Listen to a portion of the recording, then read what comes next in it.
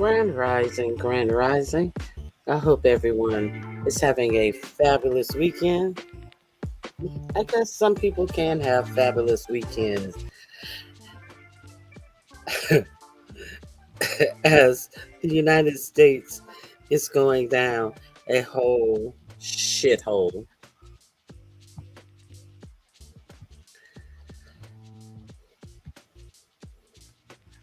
So let's talk about 45-47.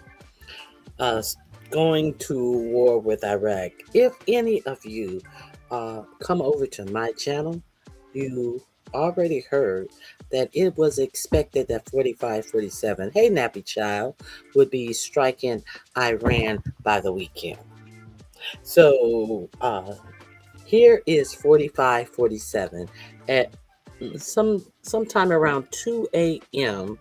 Eastern Standard Time, saying that the United States, along with Israel, of course, have struck Iran.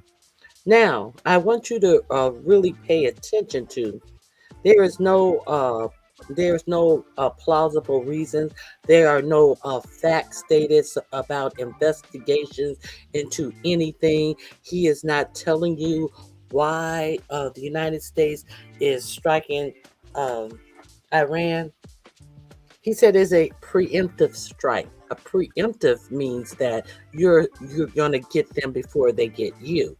You see that they have for instance, you see that someone has a knife out and is advancing towards you. So before they can harm you, you're going to do a preemptive strike, and you're going to pull out a piece, and you're going to mow them down with your piece. That's preemptive. What's oh, what are we trying to preempt? Did he even try to tell you why we needed to make a preemptive strike on Iran? Well, I've already told you. I told you prior to him making that first strike on Iran in June, after Benjamin Netanyahu struck Iran. And then the United States did what Netanyahu told them to do, was to strike Iran. But, you know, um, Steve Witkoff and Jared Kushner were over there trying to negotiate, I thought that Steve Witkoff and the special envoy who is doing all these negotiations for peace in the Middle East, peace with Russia and Ukraine, a whole failure. And Jared Kushner, who is only going into these talks to make sure that he can enrich himself after whichever country that they are choosing to topple has toppled, that he can go in and make billions off of these countries that are toppled. So I thought that these two people were these special envoys, these unelected people who have no title in American government other than being special envoys. Steve Witkoff, who is some real estate billionaire who was friends with 45-47, and of course Jared Kushner, who is the son-in-law of 45-47, who famously, I told you even before the election, famously said that Palestine would be great waterfront property. And now who is creating this waterfront property build out for tech billionaires? Who's in the driver's seat? None other than Jared Kushner. So let's be real clear on that. This week I also told you about how our ambassador to Israel, Mike I Love Jesus Huckabee, came when he was asked a question by Tucker Carlson. I'll play it for you because I forget the question. But he made a statement, and Tucker Carlson, who I am not a fan of, But they've been going back and forth about this Israel. Mike Huckabee, that feels like something about Israel is a part of Samaria, some shit that he's talking about, and they own all the Palestinian land, and God gave them that land, and blah blah blah blah blue blue blue. So he says something to effect that he and he says something to the effect that Israel had the right to the Palestinian land because of something. I can't remember. So Tucker Carlson says, well, if you feel that way, wouldn't that mean that Israel has the right to all of the Middle East? And our ambassador to Israel said, I don't have a problem with that. So he said it out loud that he has no problem with Israel conquering the whole Middle East. So I want you to understand all of this stuff is important, because let's listen to 4547 and let's see if you hear a good reason. Hey, foot soldier. Hey, heavy bear. Let's see if you hear a good reason why our now why our blood and treasure is being just spent on the whim of Netanyahu. Netanyahu has told the UN Council, who has told everywhere he could speak for the past 33 years, who has said that Iran was on the verge of creating a nuclear weapon. I played you a montage. If you don't come over to this channel, I played you a montage of 33 years of Benjamin Netanyahu saying that how close the Iranians were to a nuclear weapon. But I thought in June, when America struck Iran on Israel command, that your president came out here and told you that they had obliterated the nuclear program in Iran. Your president was the one in his first term who pulled out of the deal and tore up the deal where inspectors were going into Iran to inspect their facilities that they said that they were using their nuclear facilities for energy. You know, your president, who is stealing oil from Venezuela and selling it to India and whoever else he can sell it to, and putting it in a private bank account that he only has access and control over. You know, your administration told you something real vague, like, you know, Marco Rubio was the one who said, well, right now the president is the one who has control of the money that they are getting from the oil in Venezuela. You know that oil in Venezuela, they didn't tell you that they were going to Venezuela for the oil. They told you that they were conquering Venezuela behind some fentanyl and drugs coming to the country. Okay. So here is your administration. Here is this same administration is over here telling you. He said this out of his own mouth. Benjamin Netanyahu, from my understanding, wanted the United States to strike first. But 45-47, while they're telling you on the outside that they're negotiating for peace, 45-47 came out and said that no, he wanted Israel to strike first, and then when American soldiers were injured, there would be a build-up of support from the American people for this war. So what does that tell you? What does that tell you?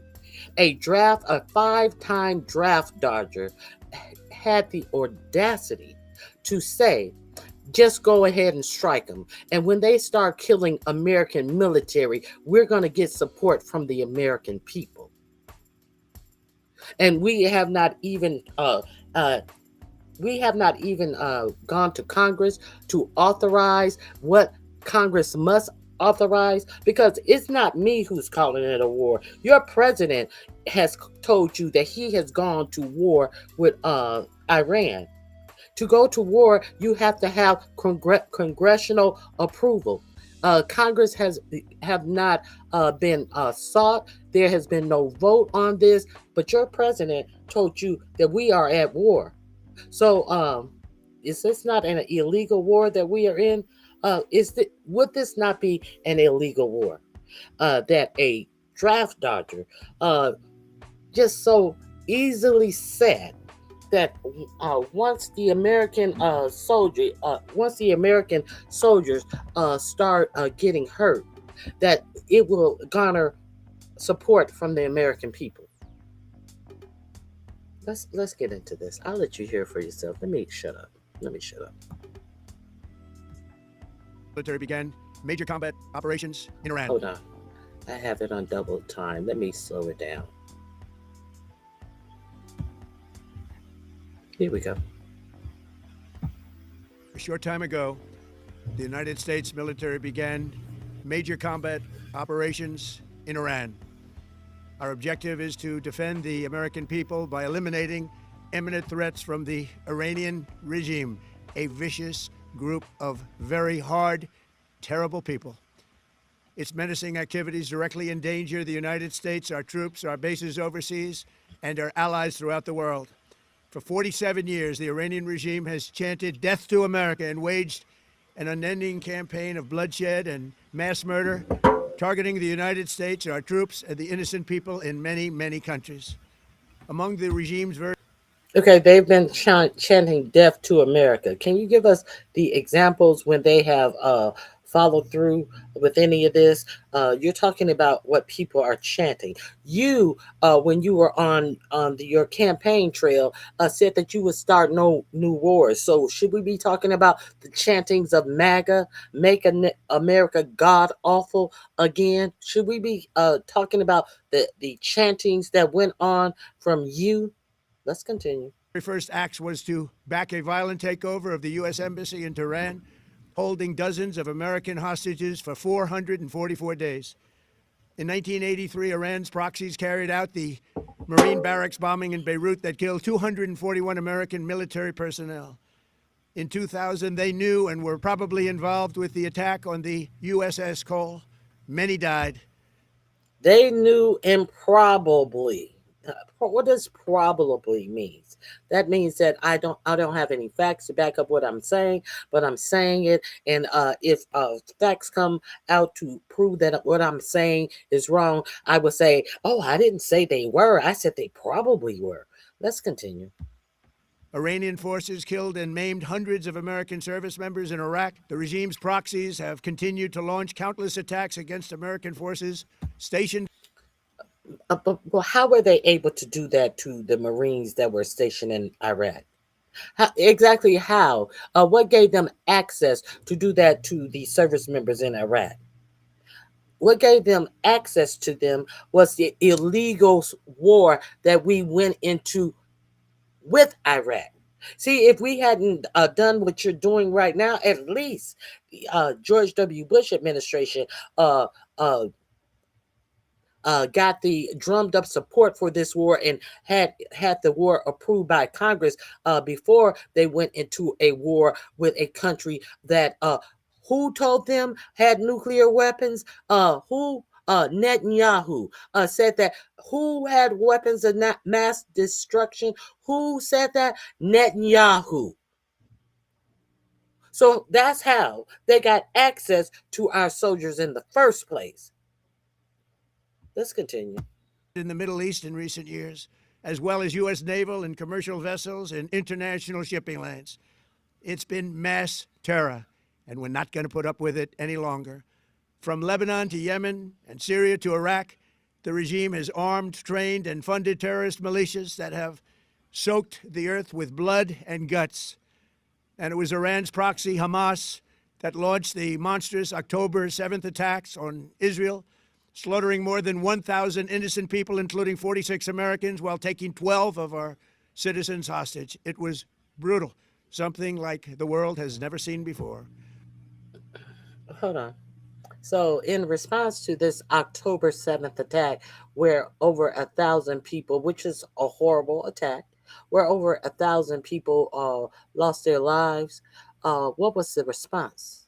And how many people in Gaza were ethnically cleansed so that Jared Kushner can have his waterfront property to have billionaires build some tech utopia for billionaires? How many Palestinians lost their lives? And how many of the ones that are remaining are still being targeted after your Steve Witkoff and Jared Kushner had this peace summit and had a peace agreement that neither the Israeli or the Hamas have signed, and they have been getting strikes in Gaza every day from then to now.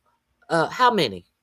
How many children were used as target practice? How many different days was the practice to shoot the children in different body parts as they came to get aid? You know, the aid that you would not let regular aid workers disperse. You know, the aid that you decided that the United States and Israel were going to be the one who disperse aid, the little aid that you had trickling in after Israel put a blockade on aid for, I think it was over 2 or 3 months, and where the people were starving in Gaza. You know, that aid where they played a game like, okay, we're doing testicle shots today. Okay, we're doing belly shots today. Okay, we're doing head shots today on children trying to go to the aid site to eat. Oh, but we don't want to talk about any of this shit. This is who. This is who's talking to you. Iran is the world's #1 state sponsor of terror and just recently killed tens of thousands of its own citizens on the street as they protested. It has always been the policy of the United Okay. It is estimated that Iran did kill 30,000 protesters. But who is telling them to go out and protest now? Who said that you were going to save the protesters? The drumbeat for this war started with 45-47, guaranteeing the Iranian people that if they were harmed during their protests, that the United States was going to come in there and save them. This was the initial claim of why the United States government, who is brutalizing their own protesters in the street. But he told the Iranian people that if you go out and protest and they unalive you because you're protesting, we are going to come and we're going to strike your government, as 30,000 Iranian protesters died. But at the same time, ICE agents are brutalizing American citizens and killing American citizens in our own streets. Make that make sense. See, because all of this rhetoric and all of this bullshit, all of this hyperbole, this is a bunch of bullshit that you're hearing. If you don't watch, listen, for-profit media is not going to give you the ins and outs of any of this. You have to look to try to understand what this government is all about, and you know, let's continue. States, in particular, the sponsor of terror, and just recently killed tens of thousands of its own citizens on the street as they protested. It has always been the policy of the United States, in particular, my administration, that this terrorist regime can never have a nuclear weapon. I'll say it again. They can never have a nuclear weapon. That is why in Operation Midnight Hammer last June, we obliterated the regime's nuclear program at Fordow, Natanz, and Isfahan. After that attack, we warned them never to resume their malicious pursuit of nuclear weapons, and we sought repeatedly to make a deal. We tried. They wanted to do it. They didn't want to do it. Again, they wanted to do it. They didn't want to do it. They didn't know what was happening. They just wanted to practice evil. But Iran Okay, so we're gonna get another thing straight here. You already had a deal with Iran, and your first presidency, you tore up the deal and tried to make us believe that they were still creating weapons of mass destruction and nuclear weapons based on the word of whom? Based on the word of whom? Who after who visited you? You tore up the Iranian deal where they actually had inspectors going in and approving that they were not doing the thing that Netanyahu said that they had been doing for 33 years. Okay, so let's be real clear on why there is no inspector. That why there are no inspectors going in to see what Iran is doing, because it's easier for this administration to lie on you and show you absolutely no proof of what they're saying. You're just supposed to believe a 34-time convicted felon. You're just supposed to believe anything this administration says when they have been caught in bold-faced lies ever since they were in office prior to this time. Let's keep it a buck. Refused, just as it has for decades and decades. They've rejected every opportunity to renounce their nuclear ambitions, and we can't take it anymore. Okay, so this drill baby drill, he said that they don't need nuclear power to power their country. No, they don't need. So do the states that use nuclear power to power states in the United States, do they need their nuclear power? And who are you to say what type of power a country has to use? I understand that you have fucked the United States up with this drill baby drill and shutting down all clean energy, shutting down all of the clean energy acts that Biden had put in place that now thousands of people have lost their job. I understand that you are on this war path to get oil. So what is now? I'm going to let you hear what the Iranian official has said about these agreements and these talks. The Iranian official said about these talks that they had offered Witkoff and Jared Kushner way more than they had even had to do under the Obama agreement when inspectors were coming in, and they were supposed to meet again Monday, this Monday. They were supposed to meet to again to tie up loose ends, so this representative thought. But it has also been reported that Netanyahu and 4547 already had this date to strike Iran weeks ago, and they are sitting up here letting you believe that they are in negotiations. Now, he cannot tell you all of this vagueness about they didn't understand what was going on. They said this and they said that. They weren't clear what was going on. No, you're not clear on what story you want to put out that they did something so egregious that you are now striking their country. See, he has no absolutely has no reason that he is uh able to give you. He's being real vague. Shouldn't we have specifics in this little part of this speech? Shouldn't there be specifics? But no, there's a bunch of vagueness. Let's go back. It used, just as it has been. They just wanted to practice evil. Red Hammer last June. We obliterated the regime's nuclear program at Fordo. If you did that, then what the fuck were you doing today? If you obliterated their nuclear program, what the fuck are we doing today? And when you came out and said and wanted to walk around like a crow, like a proud ass rooster, and you didn't even have any inspections done. But you came out and told the American people that their treasure that they use on the demand of your master Benjamin Netanyahu had obliterated their nuclear program, and that was June of 2025. And here we are in February of 2026 talking about we are going to stop their nuclear program. But I thought we already did, according to you. Let's continue. Natanz and Isfahan. After that attack, we warned them never to resume their malicious pursuit of nuclear weapons, and we sought repeatedly to make a deal.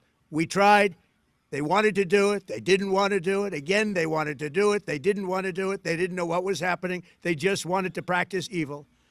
But Iran refused. They just wanted to practice evil. So, what he just told you there is that we have no proof, no evidence that they had restarted their uh, nuclear ambitions. We have no proof. They did. They wanted to do. Okay, we got heard what he Just said. as it has for decades and decades. They've rejected every opportunity to renounce their nuclear ambitions, and we can't take it anymore. Instead, they attempted to rebuild their nuclear program and to continue developing long-range missiles that can now threaten our very good. Okay, now he said it. Okay, who told you that, and where's the evidence of them reconstituting their nuclear weapons program? What inspectors went in when and found this? See, this is the most important part. Because you can say anything, you can accuse people of anything. But I thought that you had to have evidence of some things, especially to send your country to war and say that American servicemen are going to lose their lives out in the public when you're making this ass backward announcement. But you said it so with cavalierness when you were talking to Netanyahu about no, you strike first, but and when they start hitting our troops, the American people they'll support us because our troops have been injured from a whole motherfucking draft dodger, 5-time draft dodger. Oh, but what he thinks about the American troops. He thinks that some American troops are losers. So I guess he wants to, I guess he wants to thin the herd of the American military of its losers because he feels like if you are captured or shot down, you're a loser.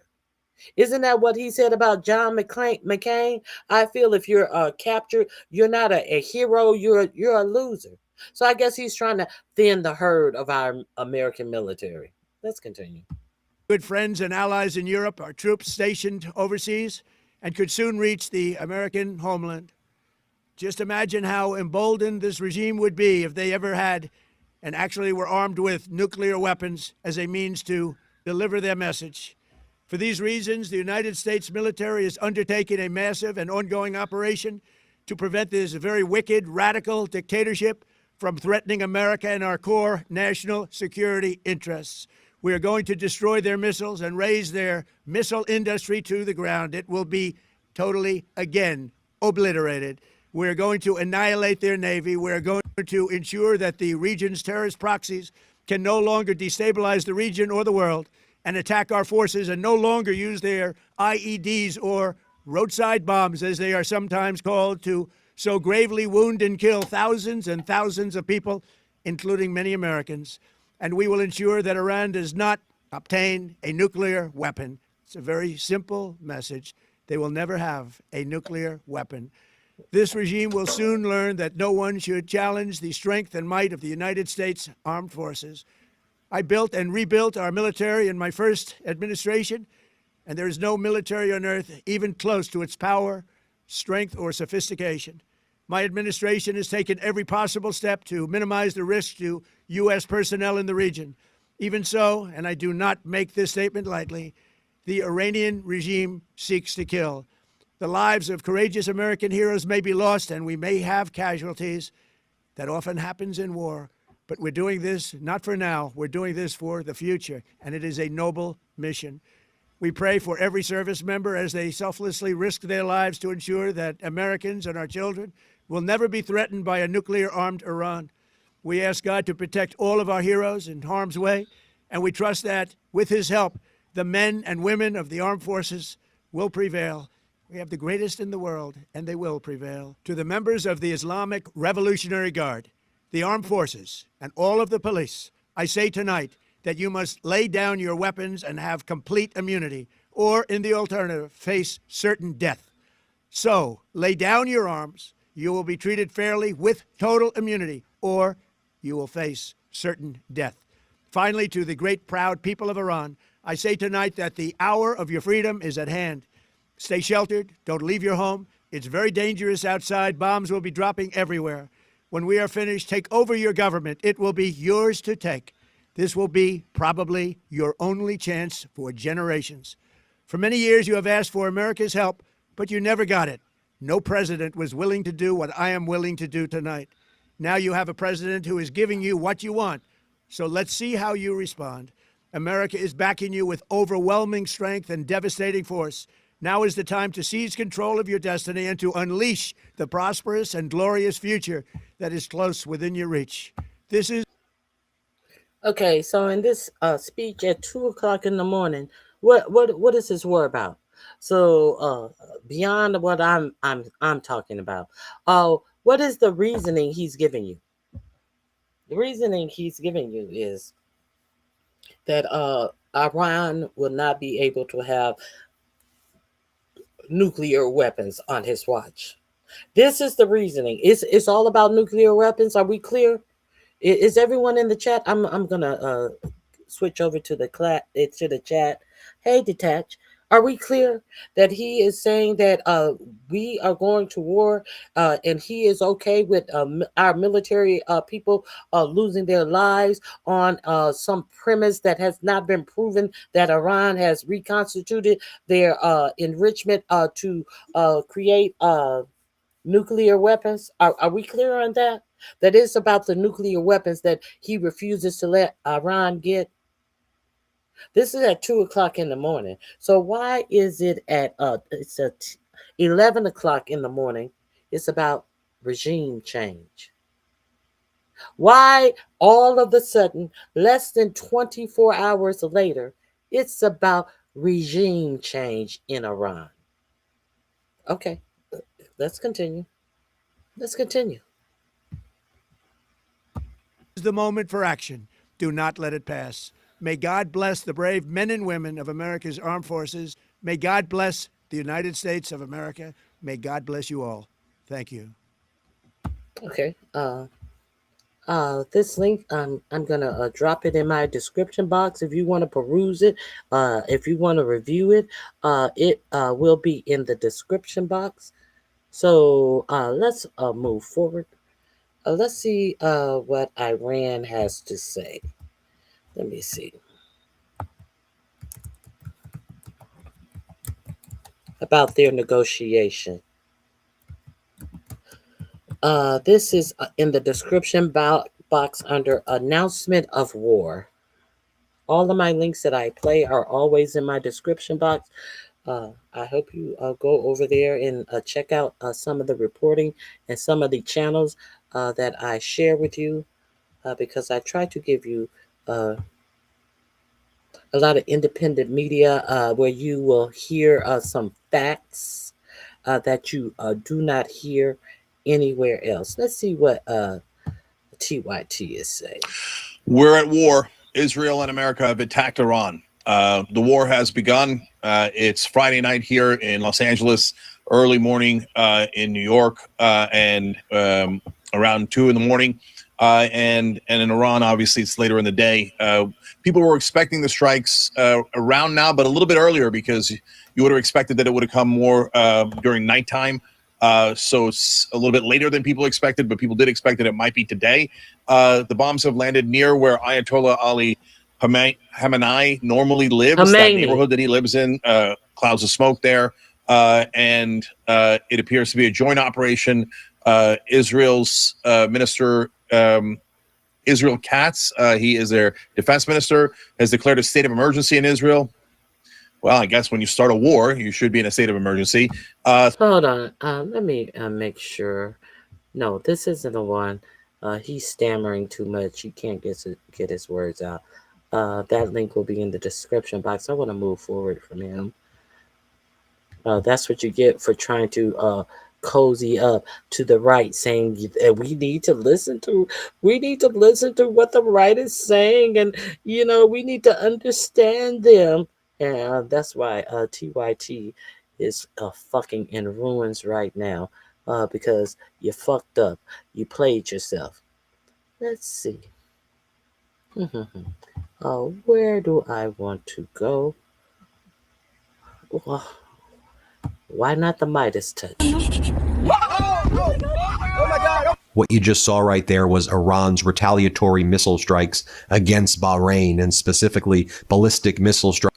Now, Iran is striking a whole lot of motherfuckers in response to this. So, your president expects you to believe that this is just going to be a little, a couple of days outing, as he is calling it a war and trying to make it seem like, oh, we'll be in and out of this quick. How long was this quick war with Afghanistan, Iraq, and Afghanistan? We were in these places for over 20 years and got absolutely nothing. Absolutely nothing. Okay. How much money was spent on those wars? As the jobs in the United States, there have been under 100, I believe it's under 100,000 jobs were created in the United States in the whole 2025. When your president did an interview and bragged about that he had cut more jobs than any other president in history, as the dollar is losing its value, as other countries are no longer even buying U.S. bonds, the U.S. bonds that other countries would invest in when the dollar was low, because they always assumed that the dollar would be rising again, so they would not lose their money. When all of our allies are now making trade deals with other countries, while this idiot is isolating the United States of America and have no fucking jobs to give you, giving tax cut to billionaires, fucking uh, hundreds of thousands of people. Hundreds, no, not hundreds of thousands, tens of millions of people are about to lose their health care. And under the big, beautiful bill, they set up the loss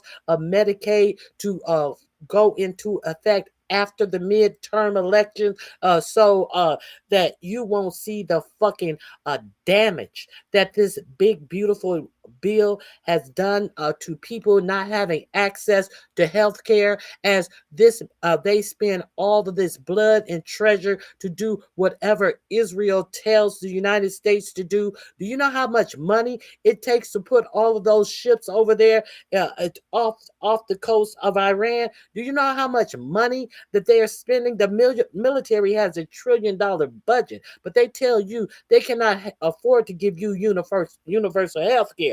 But we're following the demands of Benjamin Netanyahu. And why the fuck are we following the commands of Benjamin Netanyahu when the United States is the one who gives Israel billions of dollars of fucking aid? At Israel, we're giving them aid. All of their people have universal health care, and our people are getting cut off of universal health care to give tax cut to billionaires, and we're following whatever Benjamin Netanyahu tells us to do. So that's why I entitled my video what I entitled my video.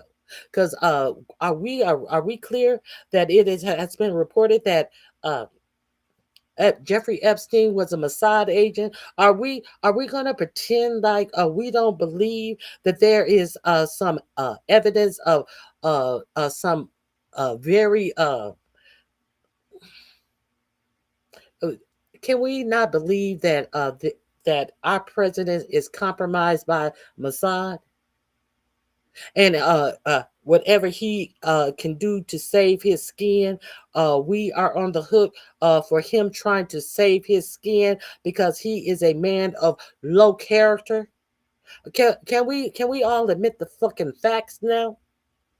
Can we admit the facts? Can we admit the fact that these Republicans, senators who set up and tried to uh, throw a red herring out with Bill and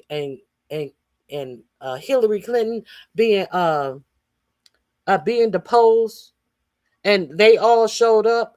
But not one of these senators, not one senator showed up in Ohio for Lex Wexner's deposition. Not one of your senators who are allegedly trying to do oversight on these Epstein files that the Department of Justice have only given 1% out. Not one senator showed up to his deposition in Ohio, and he was named a co-conspirator in the whole Epstein thing. Bill Clinton has not been named a co-conspirator. Your Department of Justice actually redacted the names of the co-conspirators until a Republican senator, Massey. He was the only senator who went to Ohio. I said not one. Tom Massey, the one who put forth the bill with Ro Khanna to get the Epstein files unredacted and put out. And 1% of the Epstein files have been put out. 1%. So let me tell you something. A person who has there is no repercussion for the things they do. Do you think, what is it off him to send other people's children off to war so people can stop talking about these motherfucking Epstein files? What is it off of the man who sat side by side with Zelensky and somebody asked Zelensky, when is Ukraine going to have elections? And Zelensky said, we're in the middle of a war. We can't have election. And your president said, oh, you can't have elections while you're at war? Well, I may have to use that someday. And now your president is trying to do anything and everything to disenfranchise voters, try to make up fake laws for reasons why that voters are going to be disenfranchised while they're not going to allow mail-in vote. He has a 17-page document that they are trying to work into a executive order as what is it? It's not unclassified, un unstudied reasons why 4547 can federalize the elections, and unstudied reason why the 2020 election was tampered with. So if these reasons, we're supposed to take the word from 4547, that there are reasons that have not been examined, that the 2020 election was compromised. So therefore, he must protect these midterm elections. Well, if these reasons have been unexamined, surely these reasons have not been examined by a court. But he wants to tell you that there are all of these reasons why you should believe that the 2020 election was tampered with. So therefore, what he's doing and trying to take over elections from the states who have the rights to the elections, what he's doing is to try to uh, give election some type of election integrity. So these reasons you haven't taken to a court, but you're just going to make an executive order. Well, how come you haven't taken these reasons to court? There were over 60 cases about the 2020 election that this administration took to court and lost. But now all of a sudden, this reasoning that has been unexamined, he's going to tell you that he's trying to save elections. If he's trying to save, okay, let's get back into the war. I went strikes directed against the U.S. Fifth Fleet Naval Support Activity Installation in Bahrain. Iran retaliated against every nation essentially in the Middle East other than Iran has struck. Now they're being very vague about the installations of the United States that have been struck over there. They have shot at installations in that the U.S. have in the Middle East. Also, understand that the what is it? Uh, There are several European countries that said that the United States military will not be able to use their installation to do any strikes on Iran because they know that what they are doing uh, is illegal. Plain and simple. What they're doing is illegal. Oman, following the United States and Israel launching a joint military retaliatory missile strikes against Bahrain, and specifically ballistic missile strikes directed against the U.S. Fifth Fleet Naval Support Activity Installation in Bahrain. Iran retaliated against every nation essentially in the Middle East other than Oman, following the United States and Israel launching a joint military operation and attack against Iran late last night. The United States is calling its military strikes with Israel against Iran Operation Epic Fury. At the Midas Touch Network, we are calling it Operation Epstien Fury, or the Jeffrey Epstein War. There is now a full-fledged war taking place. And this is where I got my title from. Is this Epic Fury, or is this just Epstein Fury? Is this just a reason to get you talking about anything about why your president name showed up over 1,000,000 times in the Epstein files? And if you're not aware to the newest information, the whole ability to go into the Epstein file and look up things and bring up stuff has been eliminated.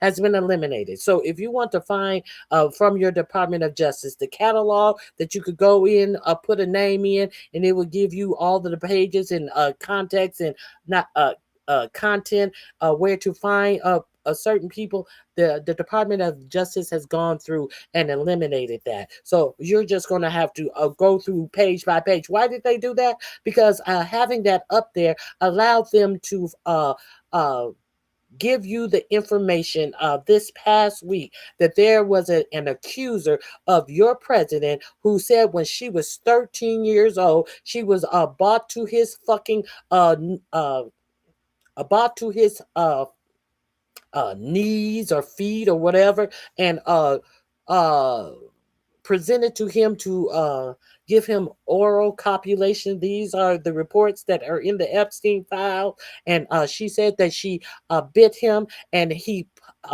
punched her in the face. And there were substance.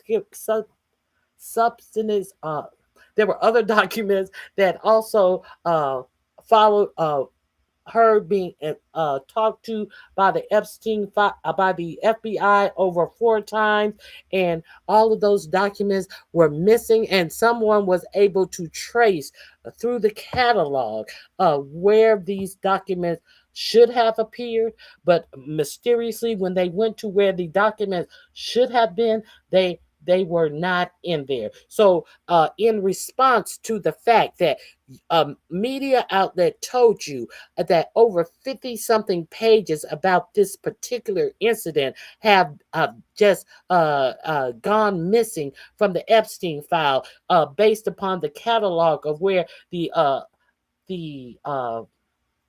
follow-up information about this woman's complaint. She's a woman now. Have been taken out of the Epstein file. They have deleted the whole ability for you to happen to come up on something and then go to where you should find the next corroborating piece of evidence or a piece of testimony and find out that it's missing. They have taken away the ability since this has been reported about the 50 something pages of this 13-year-old accuser being found out that this is what the Department of Justice have taken away those pages about a 13-year-old girl presented to perform oral copulation. I don't know why I'm on this. Do you think uh, do you think that this is actually uh, what is it called? Epic Fury, or is this about Epstein Fury? They want to call this something about this strike on Iran epic fury. What is it? What does it cost? 45, 47. It costs him absolutely nothing. To and What are the repercussions that are coming to all the illegal things that even ignoring a judge's order? What has happened to this person?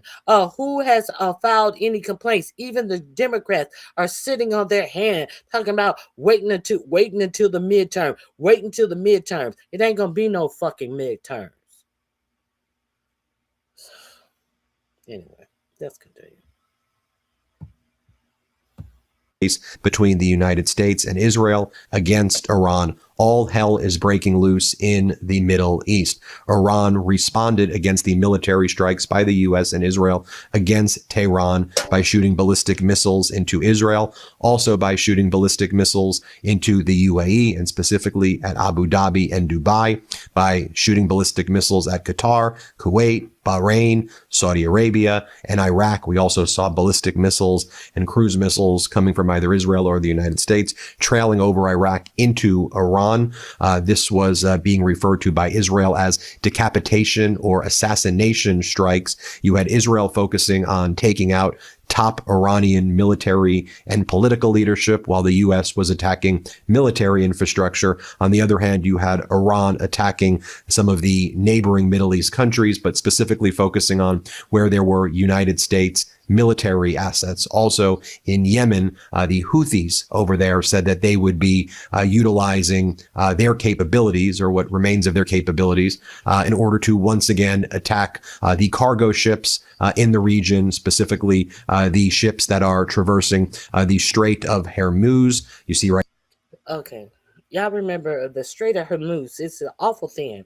So, people are kind of like sitting ducks when they go through the Strait of Hormuz. The Houthis. Who remember the Houthis? Who remember the Houthis? That's when Pete Kegbreath was on a unsecured app telling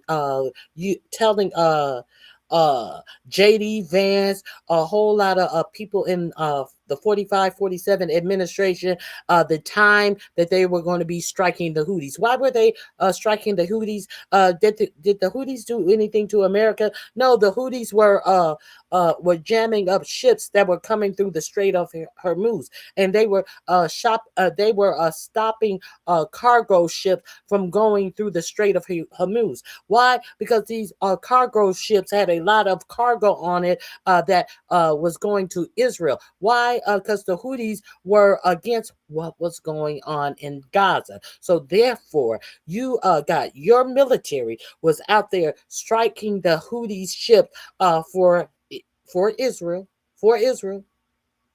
And you got a motherfucker unqualified person sitting at the top of the Defense Department is broadcasting this shit over a unsecured app. Why is this important about the Houthis and them striking these shits? Because while you got a motherfucker unqualified dumb dunce sitting up telling you what time our United States planes are going to be striking over in Yemen. These Houthis have anti-aircraft weaponry that could shoot down planes. That's why it's important. Because if the wrong, and we do know the wrong person did get a wind of it, because one of those numbnuts, one of those unqualified Trump administrators actually connected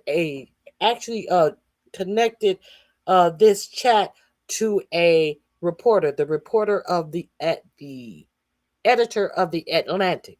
And that's how the story came out. And your unqualified Department of Defense secretary tried to act like it was no big deal. And when it was investigated, it was found to have been a big deal that he had released classified information. And when that dummy found out that he had released classified information, he first tried to attack the reporter who didn't ask to be on, who they are so stupid that they connected a reporter to the chain. You had the whole fucking stupid vice president in there cheering this on. Nobody knew that this shit was fucking reckless and dangerous and could have cost the lives of our military personnel. And after they bought keg breath in to a Senate hearing, I forget, then I think it was Vindman asked if Keg Breath was willing to apologize to the mother of one of those pilots who was on that mission, where he gave up the time of that mission and could have put her son in jeopardy. He said, will you apologize to the mother of that pilot? She wants an apology because you put her son's life in danger. And he said he would not, he refused to apologize. He said that her son, I would tell her that her son did a fantastic job and this, that, and the other. No, nigga, you fucked up. You fucked up. Okay.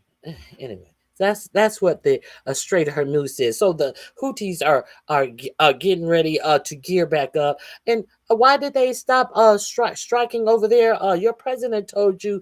Well, the Houthis told us that they're done and they're not going to do any more. They're not going to attack any more ships. So we, you know, as far as we're concerned, we had warships over there to strike at the Houthis on the behest of Israel. We had warships over there. And they said that the Houthis said that they're not going to do anything else. So did they say was there the peace agreement that he made with the Houthis or some shit? Now the Houthis are about to start striking again. This shit is just unreal. This shit is unreal. And they are putting the lives of our military in danger behind these idiots who appear to me are compromised behind their fucking inability to control their disgusting sexual urges, in my opinion. Here an image, the Persian Gulf, the Gulf of Oman. You see the Strait of Hormuz right there, which is right by Iran. This is one of the main shipping routes out of the Persian Gulf. And so if the Strait of Hormuz is shut down, that would also be disastrous in terms of our economy and economies throughout the world. So let's give you some of the latest information. Hat tip to the open source intelligence defenders. They do a good job at least aggregating some of this news. We could show you some of the images of what it looked like as well in Iran and in the surrounding areas as I go through what went down. So here's what we know. A joint U.S.-Israeli operation was launched last night. Trump is now calling for regime change. This is not about stopping Iran from enriching uranium. By all accounts, the Oman foreign minister said that Iran was basically in the mediated discussions agreeable to no longer enriching uranium and agreeable to oversight. But Donald Trump has made it very clear. He gave he posted on his social media platform a video I'll be speaking of this morning as well, saying that this is about regime change. This is about changing the leadership in Iran. Really nothing to do with about uranium enrichment anymore. It's changing the entire structure of Iran. And Donald Trump and Israel are calling for the Iranian people to revolt, to get out on the streets and topple the Ayatollah. The opening waves of these strikes have been characterized as assassination strikes, confirming early reports of decapitation strikes. According to Israel, they've had success in hitting numerous top military leadership of Iran. There are reports, though, that they were not able, at least as of right now, to hit the Ayatollah and the president of Iran. Officials from both the U.S. and Israel say that this is going to be a multi-day military campaign. As I mentioned earlier, Israel is focusing on military targets, and the U.S. is a multi-day military campaign. They're telling you that this will be over in days. Okay. Is helping as well with some of the bunkers. There have been lots of ballistic missiles being fired at this time. We have images right here. Israel, said, look, we engaged in this quote unquote preemptive strike. And then when Iran then hit, then launched ballistic missiles into Israel, Israel says we've got to defend ourselves. We have a right to defend ourselves. Iran has launched strikes on U.S. bases across the Middle East. Explosions are seen in the U.S. naval. So Israel started this shit. And then when they get what they hand call for, they are saying we have the right to defend ourselves. Wasn't they saying that when they were killing tens and thousands of people in Palestine because Palestine did a actual terrorist attack that killed over 1,000 people in Israel when Israel was uh, uh, bulldozing down all of Palestine and sending drones to unalive women and children.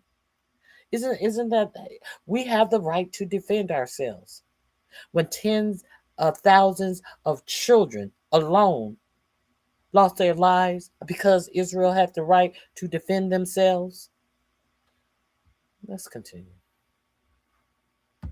Base in Al Jafar, Bahrain. That's what you saw at the beginning of this video. Alarm sirens followed and multiple explosions in Kuwait, in Abu Dhabi, and in Dubai in the United Arab Emirates. The UAE said it has the right to respond militarily if it wants to. Saudi Arabia, Riyadh hit as well. They said they have the right to respond against Iran. Their sovereignty has been violated. In Qatar, an official source at the Ministry of Defense told Al Jazeera that an Iranian missile was intercepted by their Patriot defense system. There's still lots of attacks going on there as well.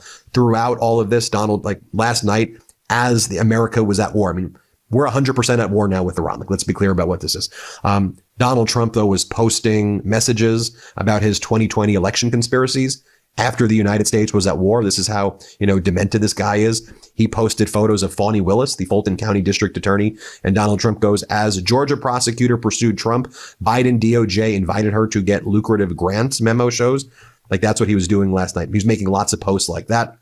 Also, Donald Trump made a video of himself wearing a baseball cap or a cap that said USA on it. He was sweaty and grotesque looking, and he was giving this speech that he just posted on Truth Social, his failing social media company.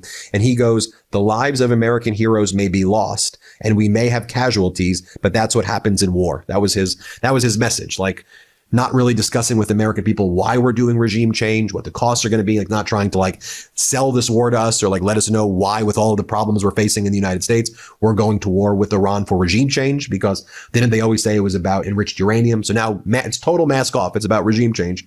But here Donald Trump says, look, yeah, our soldiers may die, but like that's what war is. So like whatever. Here, watch what he says. Here, play this clip. Seeks to kill. The lives of courageous American heroes may be lost and we may have casualties.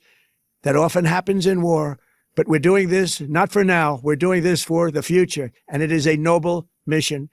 We pray for every service member as they selflessly risk their lives to ensure that Americans and our children will never be threatened by a nuclear-armed Iran. And then as Donald Trump says this is about regime change, he tells the people of Iran, look, this is what you wanted me to do. I'm doing it. Well, it is what it is. War is hell, guys. Get in there and go fight for this bullshit that I am telling you. Go fight for this bullshit. Go fight for your country, you noble man, because I would never do the same. We need to purge our military of losers. If you get killed, if you get captured, you're much like what I said John McCain was, a loser.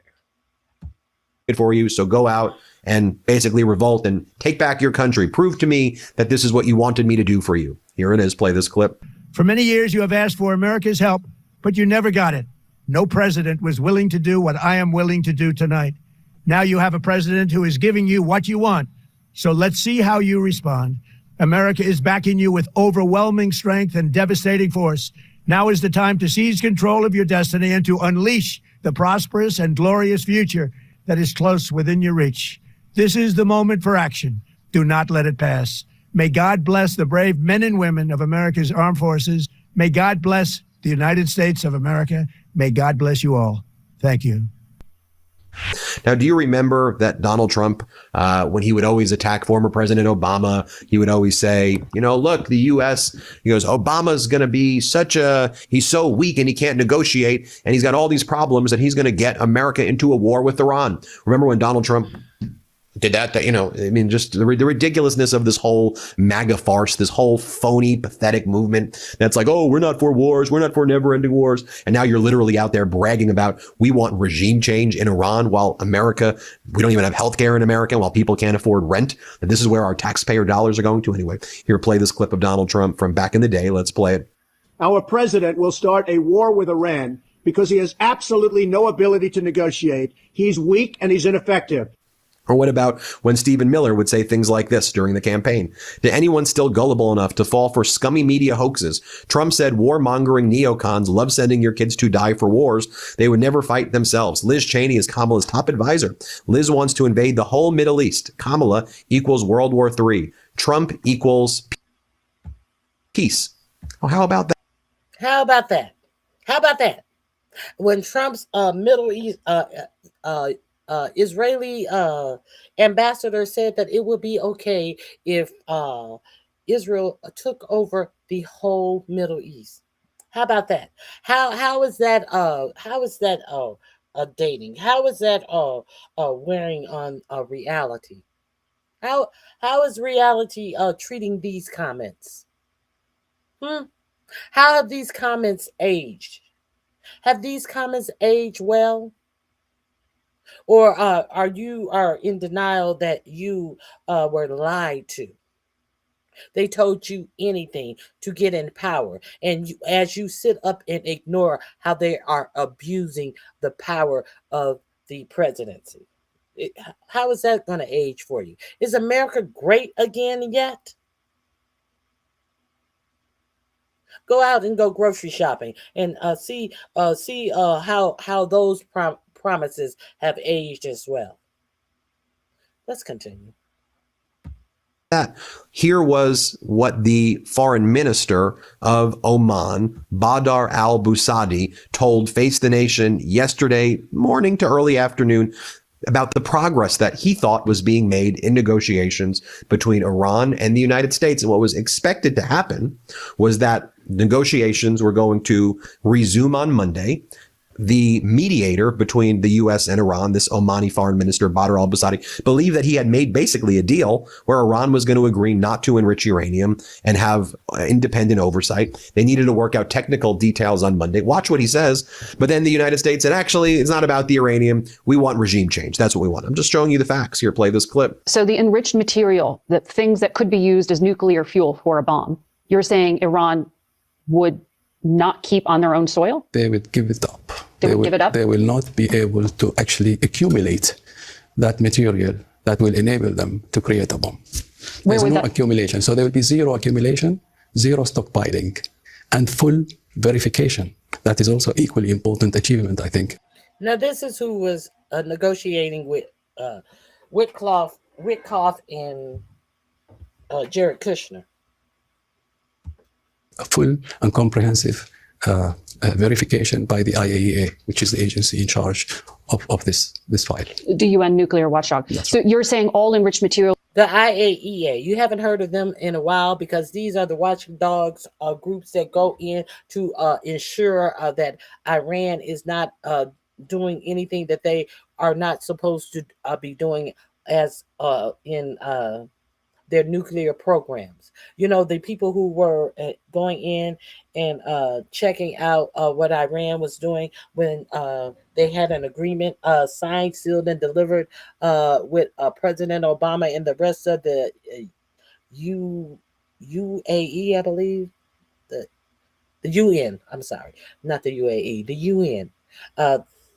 These people were the watchdogs to make sure. So he's telling you that they want to allow them back in to solidify that they're doing what they say they are going to do. But some people can't take yes for an answer because they were just blowing smoke up your asses to make it appear as if they were looking for a solution. They weren't looking for a solution. They were looking for a reason. Would be shipped someplace else, not Russia, but... No, the current stockpiles that still exist. The things that are still in Iran. I think that there is agreement now that this will be downblended to the lowest level possible. Okay. To a neutral level, a natural level, which means, and converted into fuel, and that fuel will be irreversible. The stockpiles that still exist. How now? Shouldn't that give you pause? Because your president said that they had obliterated their whole nuclear program. So how is it that any stockpiles that exist? And he wouldn't take that lie back, and he wouldn't let up off of it when it was obvious that he didn't even know what damage was done. But here we are again. Here we are again, right back where we started from. And he's telling you that people are going to lose their lives this time. And then yesterday, when Donald Trump was in Corpus Christi, Texas, he was asked, do you have a message for Iran? This is before the strikes took place and the war took place. Here's what Donald Trump said. Let's play this clip. Amazing. You have a message for Iran. Well, they should make a deal, but they don't want to quite go far enough, and it's too bad. Look, we've been playing with them for 47 years, and that's a long time. They've been blowing the legs off our people, blowing the face off our people, the arms. They've been knocking out ships one by one. But every month there's something else. So you can't put up with it too long. We're not happy with the negotiation. They just don't want to. They don't want to say the key words. We're not going to have a nuclear weapon. They have to say we're not going to have a nuclear weapon, and they just can't quite get there. They want to enrich a little bit. You don't have to enrich when you have that much oil. So I'm not happy with the negotiation. You don't have to enrich when you have that much what? That much oil. Do you think that since your president has gotten a taste of invading countries and toppling their leaders and taking the oil and selling it and putting the cash in a account that only he has access and control over, that he's told you that they're going to figure out later who all has control of this account in Qatar, that only your president has control over? What do you think he's going to do with the oil in Iran if he gets an opportunity to actually steal the oil from the Iranian people? He told you that the Venezuelan oil sales were going to go to help the Venezuelan people. How can the oil sales from Venezuela help the Venezuelan people when it's sitting in a offshore bank account that he only has access to? I'm curious. You know, at what point does this have to be too vulgar for the American people to stand? I'm very curious. Anyway, this link is in my description box. Please go over there and visit the Midas Touch. Now, we're gonna talk about one more thing.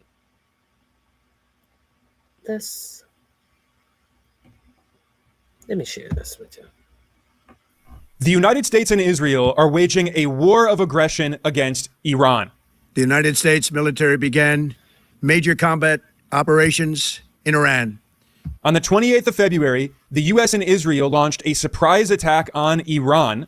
This came at a time when the U.S. claimed that supposedly it was participating in peace talks with Iran, but Washington violated those peace talks and launched what it called preemptive strikes, which is blatantly illegal according to international law. This is an imperialist war of aggression, and it must be emphasized that this has nothing to do with nuclear weapons.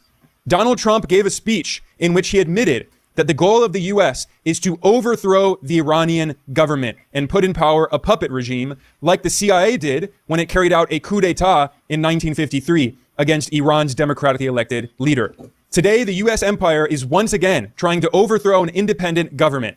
In his speech, Trump threatened members of the Iranian military and said they must put down their weapons, and if they don't, the U.S. empire will eliminate them. To the members of the Islamic Revolutionary Guard, the armed forces, and all of the police, I say tonight that you must lay down your weapons and have complete immunity, or in the alternative, face certain death.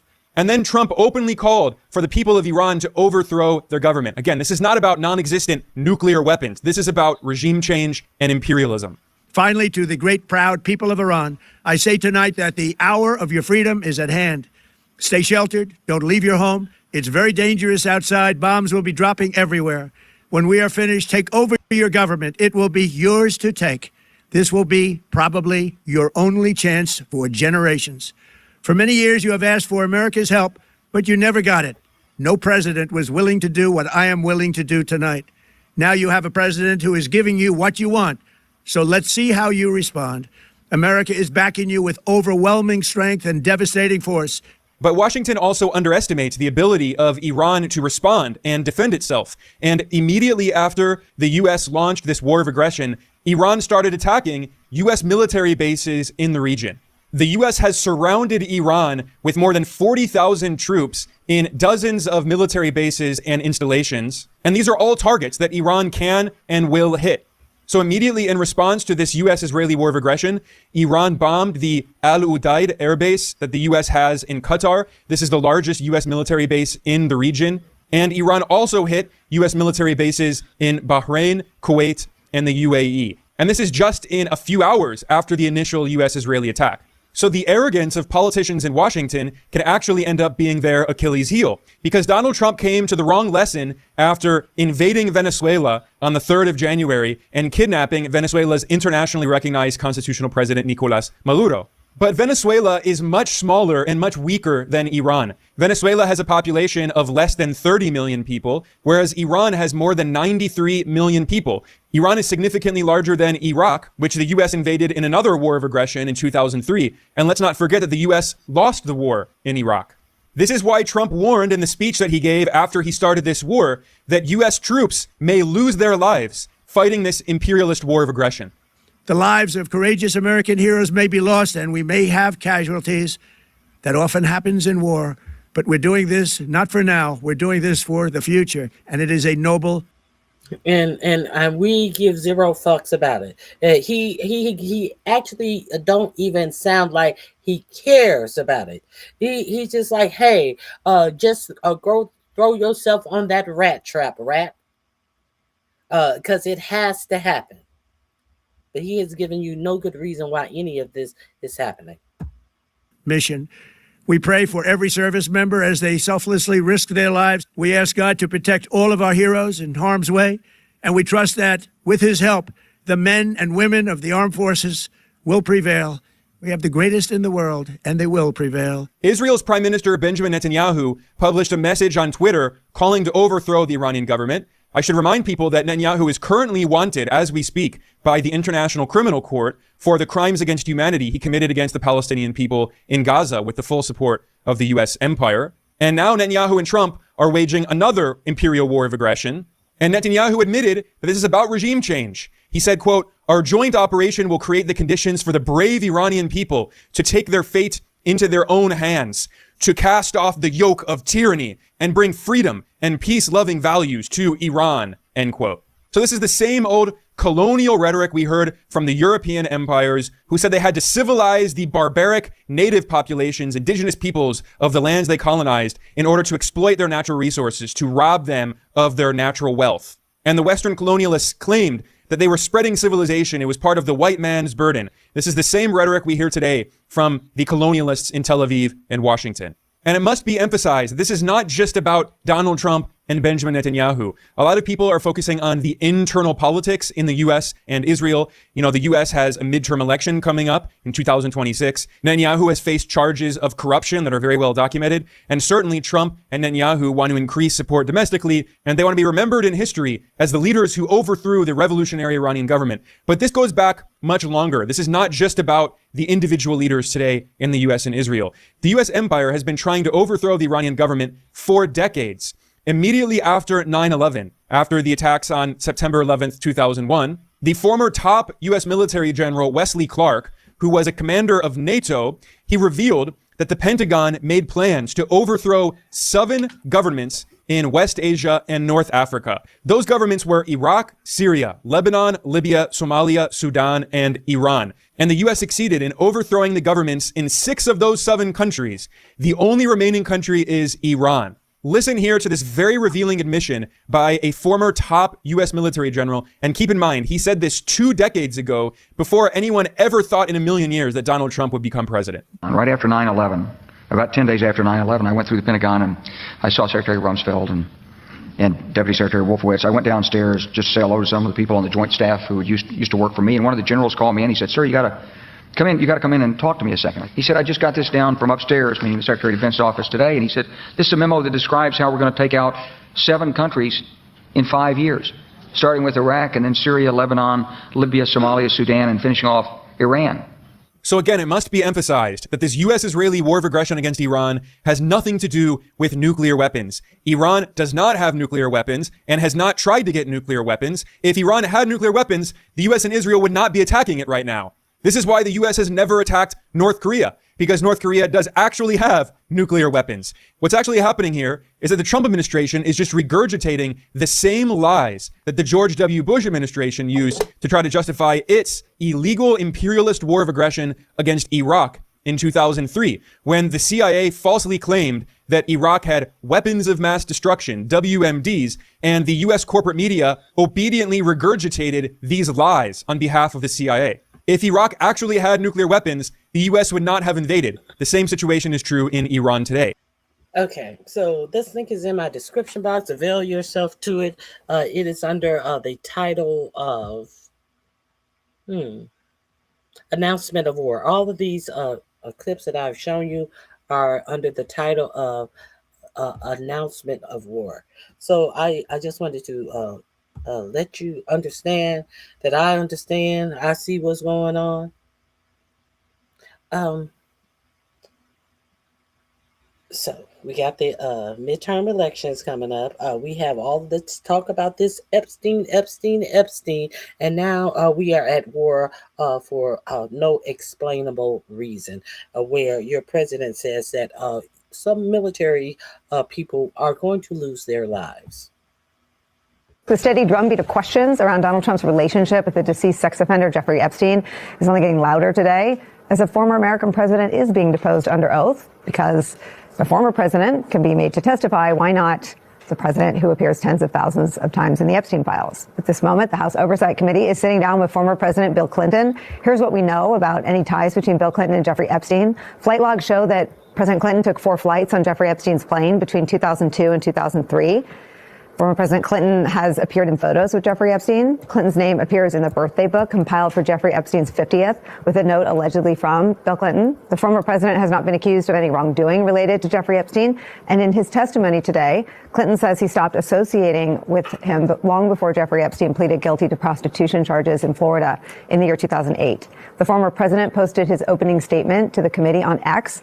He called the committee out for bringing in his wife, Hillary Clinton. That statement reads in part, quote, "Before we start, I have to get personal. You made Hillary come in. She had nothing to do with Jeffrey Epstein, nothing. She has no memory of even meeting him. She neither traveled with him nor visited any of his properties. Whether you subpoenaed 10 people or 10,000, including her, was simply not right."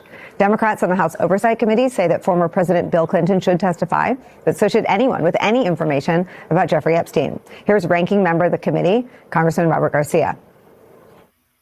We have real questions that deserve serious answers from former President Clinton. And we have said from day one that Democrats want to talk to anyone, whether they are a Republican or a Democrat, no matter how powerful they are, whatever position that they've been in. If anyone has information about Jeffrey Epstein and certainly the horror that he inflicted on so many women and children, we want to hear from them. Republicans have now set a new precedent, which is to bring in presidents and former presidents to testify. So we're once again going to make that call that we did yesterday. We are now asking and demanding that President Trump officially come in and testify in front of the Oversight Committee. He appears in the Epstein files next to Jeffrey Epstein and Ghislaine Maxwell almost more than anybody else. No one is more uncomfortable with Bill Clinton testifying than Donald Trump. Here's what he had to say about it this morning. Are you concerned at all about President Bill Clinton being deposed and that sets precedent for you and your family? I don't like seeing him deposed, but, they certainly went after me a lot more than that. I don't like it. Look, I like him, and I don't like seeing him deposed. He said that just a few hours before Democratic Congressman Maxwell Frost revealed that Clinton undercut one of the claims Donald Trump has been making about Jeffrey Epstein. Frost tweeted this, quote, "President Clinton brought up a conversation he had with Donald Trump in New York City regarding Epstein. President Clinton said that Trump told him that he had a falling out with Epstein due to a land dispute. This directly refutes Donald Trump's claims about why he fell out with Epstein." In a tweet, the Democrats on the House Oversight Committee say this, quote, "President Clinton confirmed that he knew Trump and Epstein had a close relationship and said Trump reported having, quote, great times with with Epstein. Clinton's deposition is also adding to the questions about whether Donald Trump's Commerce Secretary, Howard Lutnick, should also testify. This photo appears to show Howard Lutnick with Jeffrey Epstein on Epstein's island, along with a friend of Lutnick's, Michael Lerman. You would be interested to learn that this picture has disappeared from being pulled up in the Epstein files. Lutnick, who said that he was disgusted with him when he first met him, and then you find out 12 years later, him, his wife, his children visited him on the island. But it was only 1 hour. Was this one leisurely? And I had my wife, my children, and my nanny, and it was just for lunch for 1 hour. I don't see lunch. 1 hour. It seems like if you only had 1 hour you wouldn't be sitting around all casually looking out at the water and this, that, and the other. Yes, he should be subpoenaed. This photo was removed from the files by the Justice Department at some point and then restored last night. We cannot say definitively when this photo was taken. Oh, they've restored it. The last I heard, it was removed from the files. Now they had to restore it. They restored it after the reporting has come out that it was removed. Now these people are in the actual Department of Justice who actually think that they can take shit out of these Epstein files, and like the internet is not going to do what the internet do, have proof that it was there. Like these people are unfamiliar with how the internet works. The people in the Department of Justice. But emails show that Lutnick, his wife, and their children, as well as Lerman, visited Jeffrey Epstein in 2012. Lutnick admitted to that visit in a congressional hearing just a few months after he went on a podcast and said, quote, "I was never in the room with him socially, for business, or even philanthropy," end quote. I guess an island isn't a room. We have reached out to... However, he did not admit that until people told him that they knew that he had visited the island. So it's not like he had a come to Jesus moment on that podcast prior to him having to sit before Congress and answer the question that had been exposed. He was exposed. He didn't voluntarily say, "Oh yeah, now I remember." This is the Commerce Secretary for 4547. Howard always licking balls, nut shack. Lutnick's associate, Michael Lerman, and have yet to hear back with any comment from him. A former president's deposition underscoring the need for those in Trump world to also come clean about any ties to deceased sex offender Jeffrey Epstein is where we start today. Ben Wider is here. He's an investigative reporter for the Miami Herald. We've been reading and talking about his coverage this week for the last couple of days. We're happy he's here. Also joining us, former acting assistant attorney general for national security at the Justice Department, Mary McCord, is here. Our friend Danny Bensky, a survivor of Jeffrey Epstein's, will join us at the table in a few minutes. Mary McCord, I start with you. Your thoughts about just how thorough the... Okay, this is in my description box under Epstein. Let me share something else with you. While we are supposed to be taking our eye off the ball, why 4547 will actually go to war, in my belief, so you can stop talking about Epstein, so you can take your ball off of him trying to steal the midterm elections, and what he's willing to do instead. What he is actually willing to do. I want you to take a look at this. What is going on? This is Drop Site News.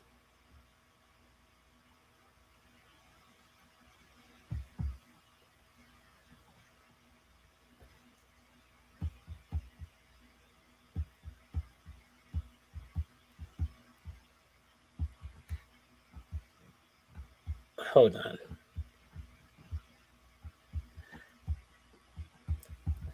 Who remember that speedboat attack that happened near Cuba? And you notice that the U.S. Media has been very vague about that speedboat attack where 4 people lost their lives.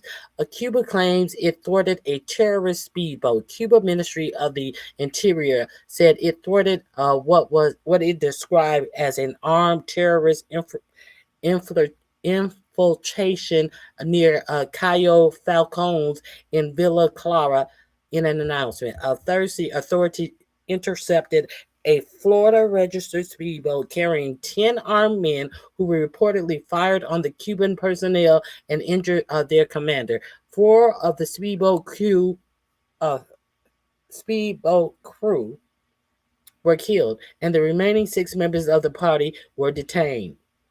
All of the suspected invaders are Cuban nationalists who were residing in the United States before the attack. The ministry said it seized assault rifles, handguns, Molotov cocktail, body armor, telescopic sights, and camouflage uniform, and separately detained Daniel Hernandez Santos inside of Cuba on accusation he was sent from the United States to receive the group. So there's that. We don't we get all of this vagueness. We didn't know who was shot and what for what reason. You know that the 4547 has put a tough. Marco Rubio is trying to affect some change in Cuba, and they have put a what is it?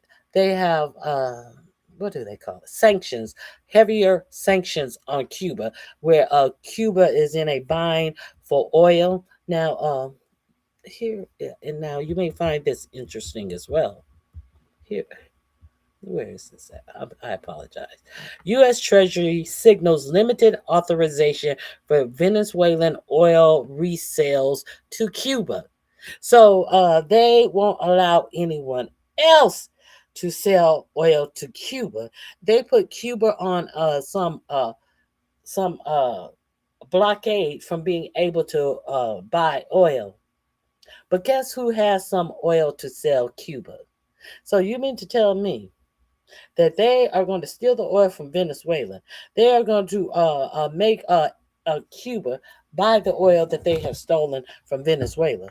Make this make sense. The U.S. Treasury Department said it will consider a license application allowing Venezuelan oil to be resold to Cuba, provided the fuel supports civilians, private businesses, and humanitarian needs rather than the Cuban military or intelligence services. In a updated guidance, Treasury official and foreign assets control said that transaction must comply with Venezuela General License 46A and cannot benefit entities on the State Department's Cuba restricted list. Isn't that fun? Isn't that fun? Now, I also want to tell you about these strikes on Iran that a lot of you probably are unaware of. One of the first strikes was actually at a all-girls school. Did you guys know that? Let me see. Let me find this. Hold on. I also hold on.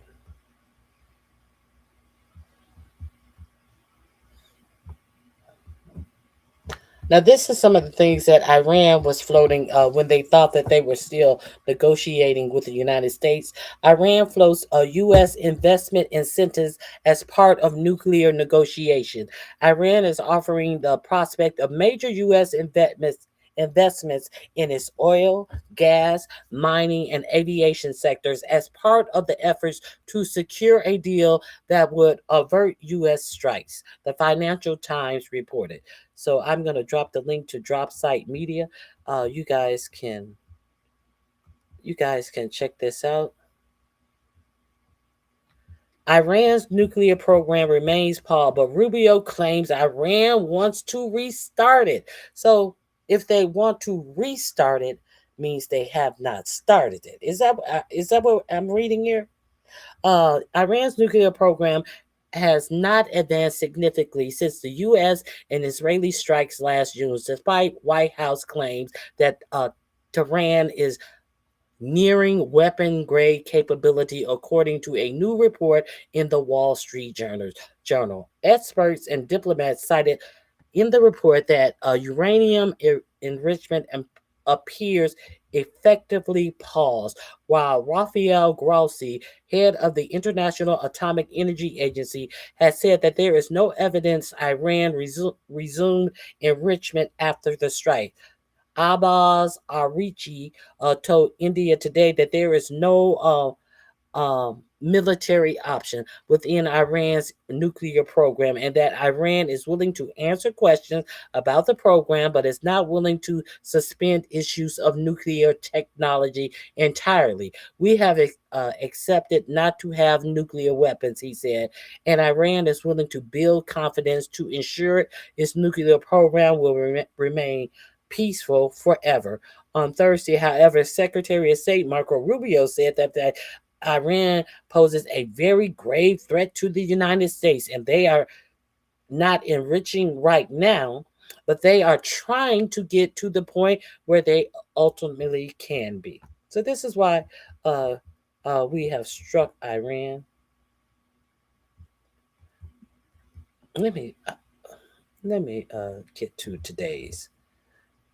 Let me get to today's. I apologize.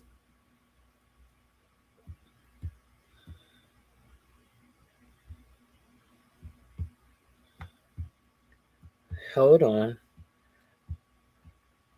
Well, they struck a school, and this has been reported that 40 girls were killed in this first round of strikes in Iran.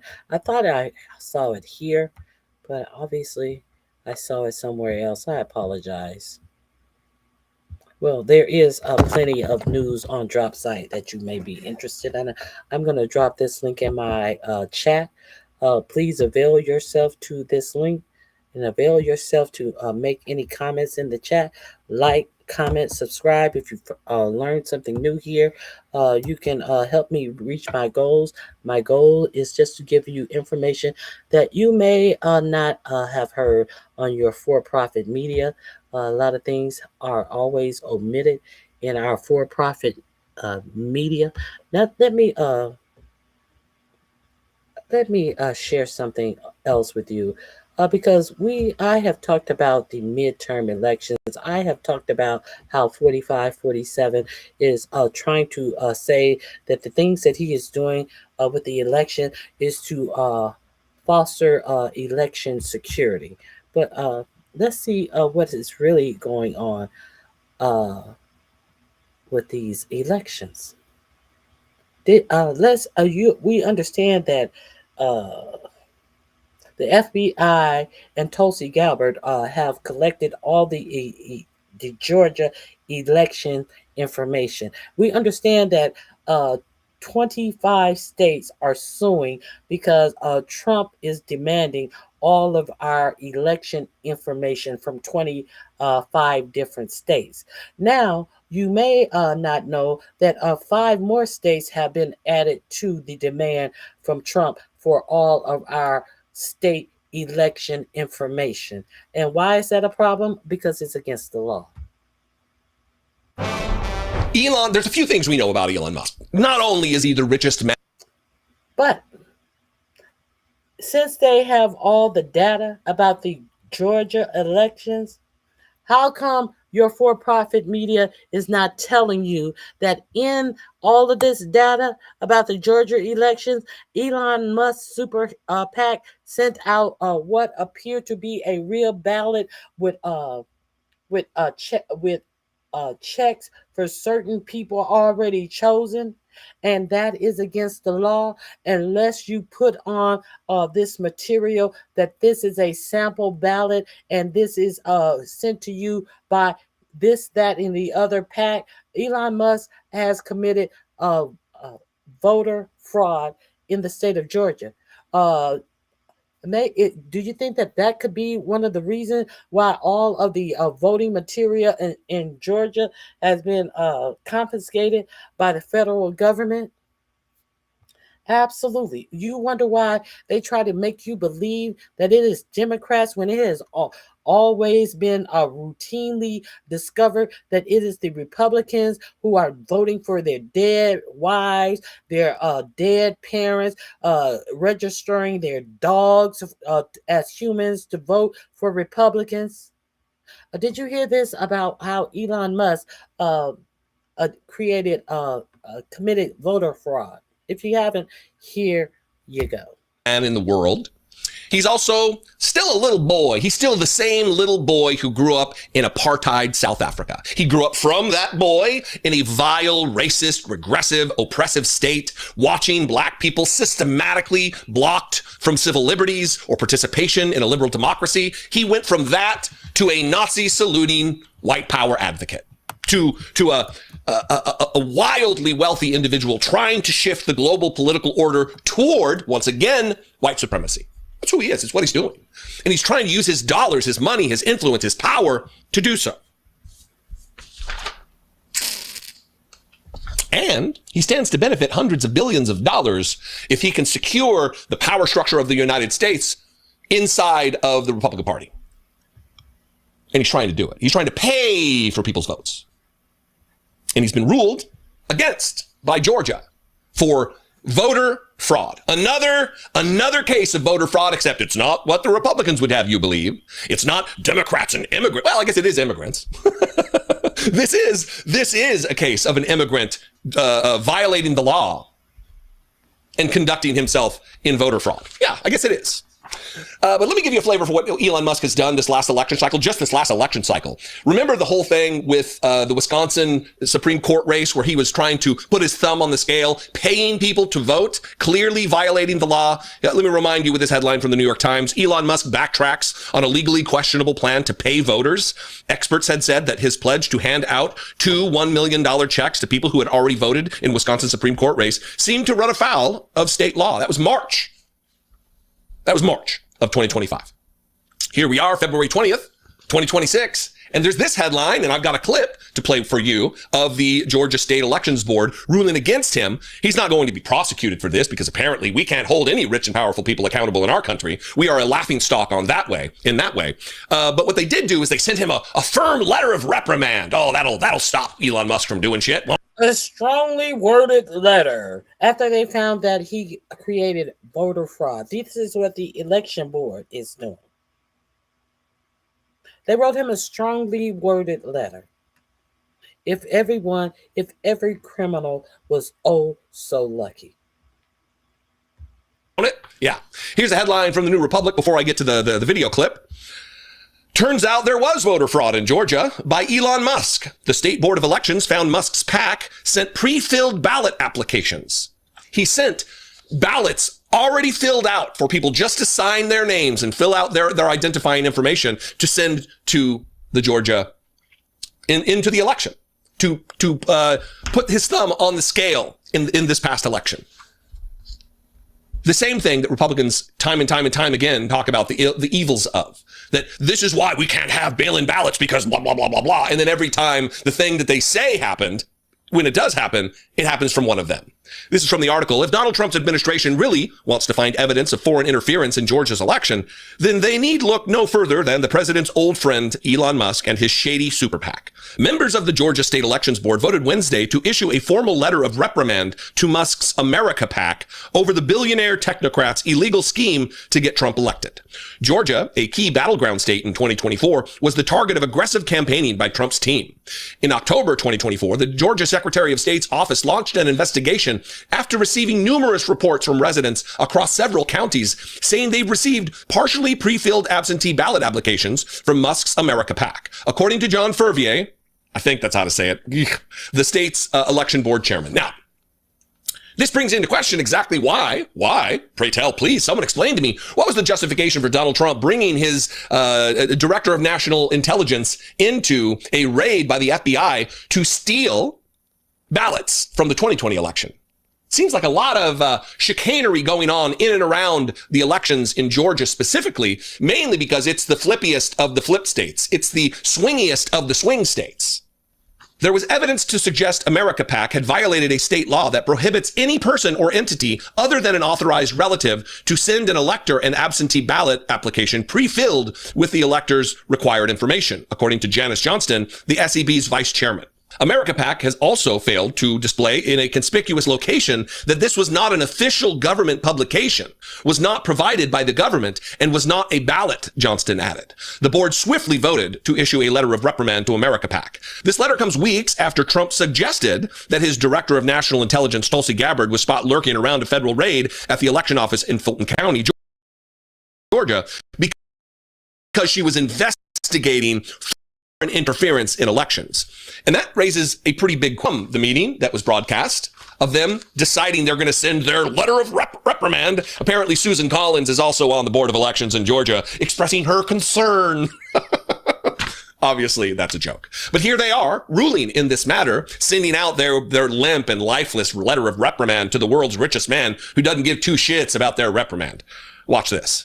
Next case on the agenda is SEB 2024-151 multi-county pre-filled AB applications in November 2024. The Secretary of State's office initiated an investigation on October 7th, 2024, after receiving complaints from several counties alleging that the organization America PAC, a political campaign, sent partially pre-filled absentee ballot applications to register voters in Chattooga, Cherokee, Coweta, Floyd, and Whitfield counties after the passage of a law that had made such activity unlawful. Mr. Chair, I think that there is evidence to suggest that America PAC is in violation of 21-2-381 when they sent to an elector pre-filled absentee ballot applications in November of 2024, and evidence to suggest that America PAC is in violation of 21-2-381 when they failed to display in a conspicuous location the statutory language. This is not an official government publication and was not provided to you by any government entity, and this is not a ballot. Mr. Chair, I would move that we issue, I'd make a motion that we issue a letter of reprimand to America PAC.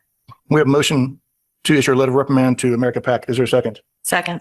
We have a motion and a second. Any further discussion? Hearing no further discussion, all those in favor of issuing a letter of reprimand to America PAC signify by saying aye. Aye. Any opposition? Hearing no opposition, so moved. A letter of reprimand will be sent to America PAC on case SEB 2024-151. So look, just let this serve as one more piece of evidence in the voluminous numbers of instances where it is Trump supporters and conservatives and Republicans who are committing voter fraud, election interference. It's not immigrants like Republicans would have you believe. It's conservatives. It's people who know that their days are numbered relative to the influence on this electorate. They know their ideas don't hold weight, don't have sway in the minds of Americans. And the only way that they're going to win, the only way they're going to maintain any power whatsoever is by cheating, is by paying people for their votes, is by trying to trick people into voting their way. That's the only way they have it. Voter suppression and the oppression of people. That's it.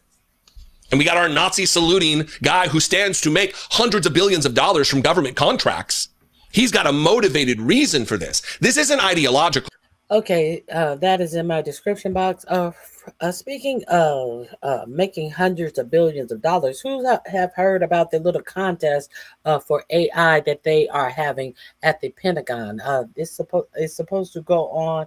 I believe it's all during March.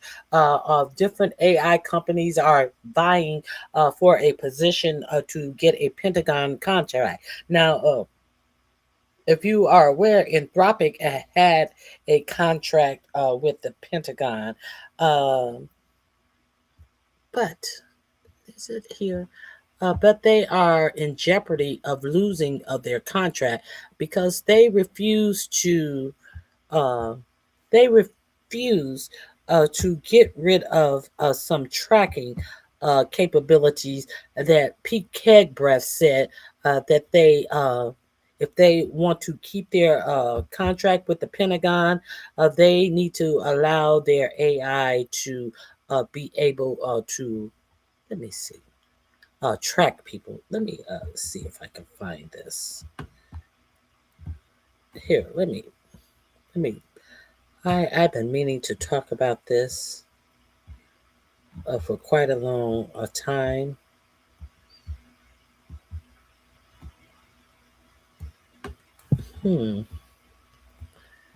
Anthropic. somewhere here. 1 second, please.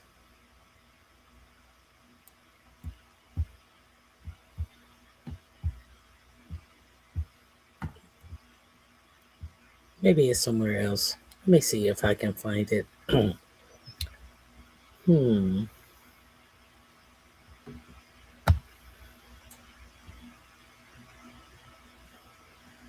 Anthropic said that they would not agree because this technology was too dangerous.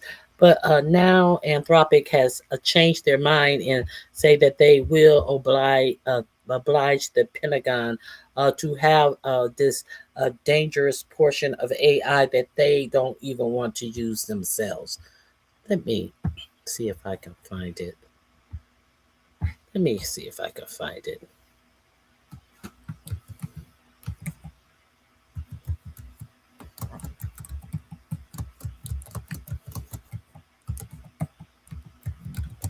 Because I definitely want this.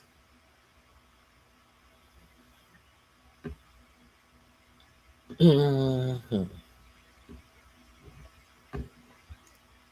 Let me. I don't. I may not want it from ABC News.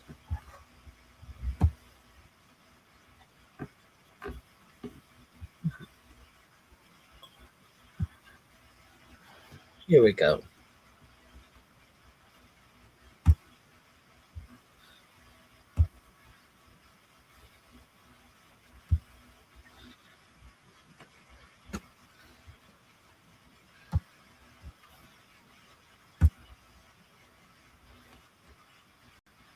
Reserved for foreign adversaries. Now, I'm told that all of this went down during a meeting at the. Okay, so this is a big one. Sources tell us the Pentagon is giving one of the biggest artificial intelligence companies an ultimatum. Agree to how the U.S. military wants to use your tech or face serious consequences. A Pentagon official tells us that if Anthropic does not get on board, Defense Secretary Pete Hegseth will invoke the Defense Production Act. That's a Cold War era law that would force the company to prioritize the government's needs. They would even label the company a supply chain risk. That's a big deal. It's a designation usually reserved for foreign adversaries. Now, I'm told that all of this went down during a meeting at the Pentagon on Tuesday between Anthropic CEO and Secretary Hegseth. The tone was respectful, no shouting, but a very clear message was conveyed: comply or there will be penalties. Now, the company CEO in this meeting laid out what he sees as his red lines: a no AI making final targeting decisions in autonomous military operations, and no mass domestic surveillance. A Pentagon official says this dispute is not about those issues and insists it always follows the law, saying that operations cannot be led by, quote, exception. But we know that the Pentagon does not always follow laws, such with the boat strike, such with this quote unquote war with Iran we're in now. This quote unquote war that has not been sanctioned by the proper channels, through the proper channels. But if you just zoom out here, this is really about who sets the rules for AI in the military. Is it the companies building it, or is it the government that's using it? And the clock is ticking. Okay, so this is a big one. Sources tell us the even though that was Anthropic hard line, they actually said, okay, Pentagon, we'll do what you ask us. Let me see. They actually have agreed. Let me see. Let me hold on.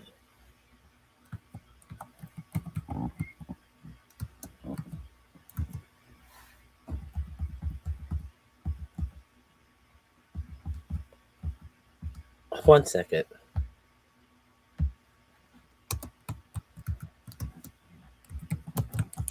Let me see if I can find where they agrees. I don't know where I read it. I read it somewhere.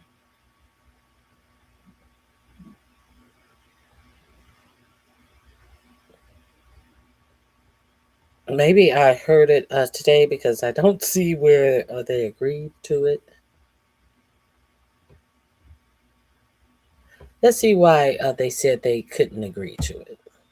How about that? Next, the U.S. Defense Secretary gave Anthropic an ultimatum this week: open its artificial intelligence technology for unrestricted military use by Friday or risk losing its government contract. Officials also warning that they could designate the firm as a supply chain risk or invoke a Cold War era law called the Defense Production Act. Well, for more, let's cross live now to France 24's Wasim Cornet, who's standing by for us in LA. Wasim, tell us first, what exactly is the Pentagon demanding here from Anthropic?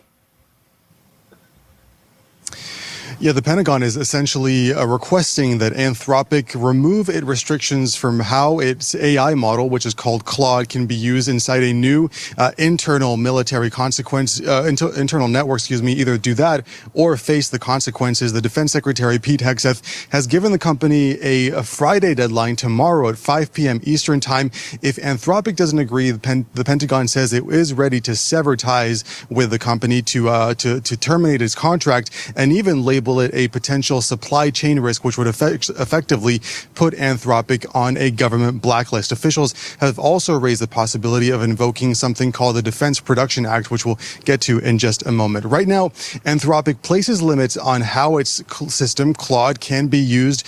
Those limits restrict things such as mass surveillance or autonomous weapons.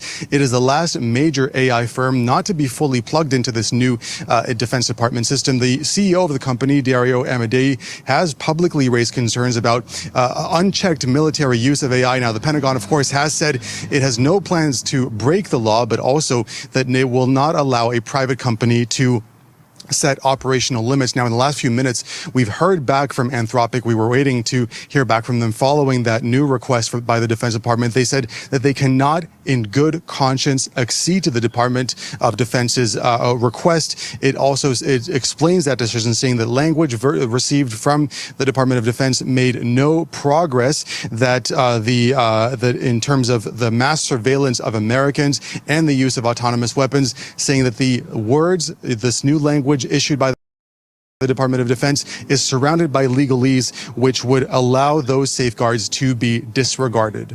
And Wasim, as you say, the Defense Production Act has been mentioned as a possible means of retaliation. Just how significant would it be if the Pentagon actually were to use it?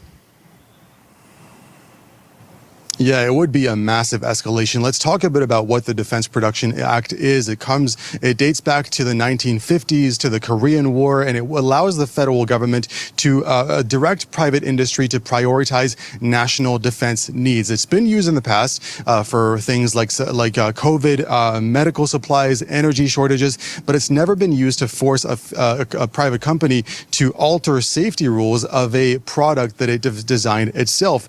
Legal experts say that's the difference, and it could be a major issue if the Defense Department does decide to go down that route, that the government, it does allow it to change, that it can force a company to prioritize needs, but it cannot force a company to change AI rules or functions, and that would immediately be met likely with court challenges. And there's also tension within the Pentagon as to how to approach this, because as I did mention, the government is threatening Anthropic to cut ties with it and to put it on a supply chain risk list. But the officials privately within the Pentagon have also acknowledged that it is critical, the company Anthropic is critical to its military operations. Wasim, thanks so much for joining us with that update and with that breaking news on that story. That's Wasim Cornet joining us live there from LA. Okay.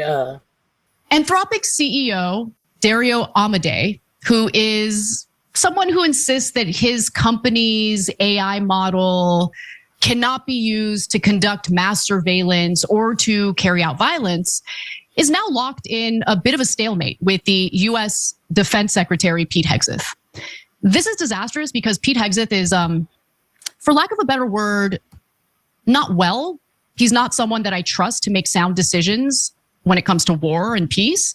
But nonetheless, he has given Anthropic an ultimatum. If Anthropic doesn't remove its AI safeguards, then the Pentagon can force them to do so. Okay.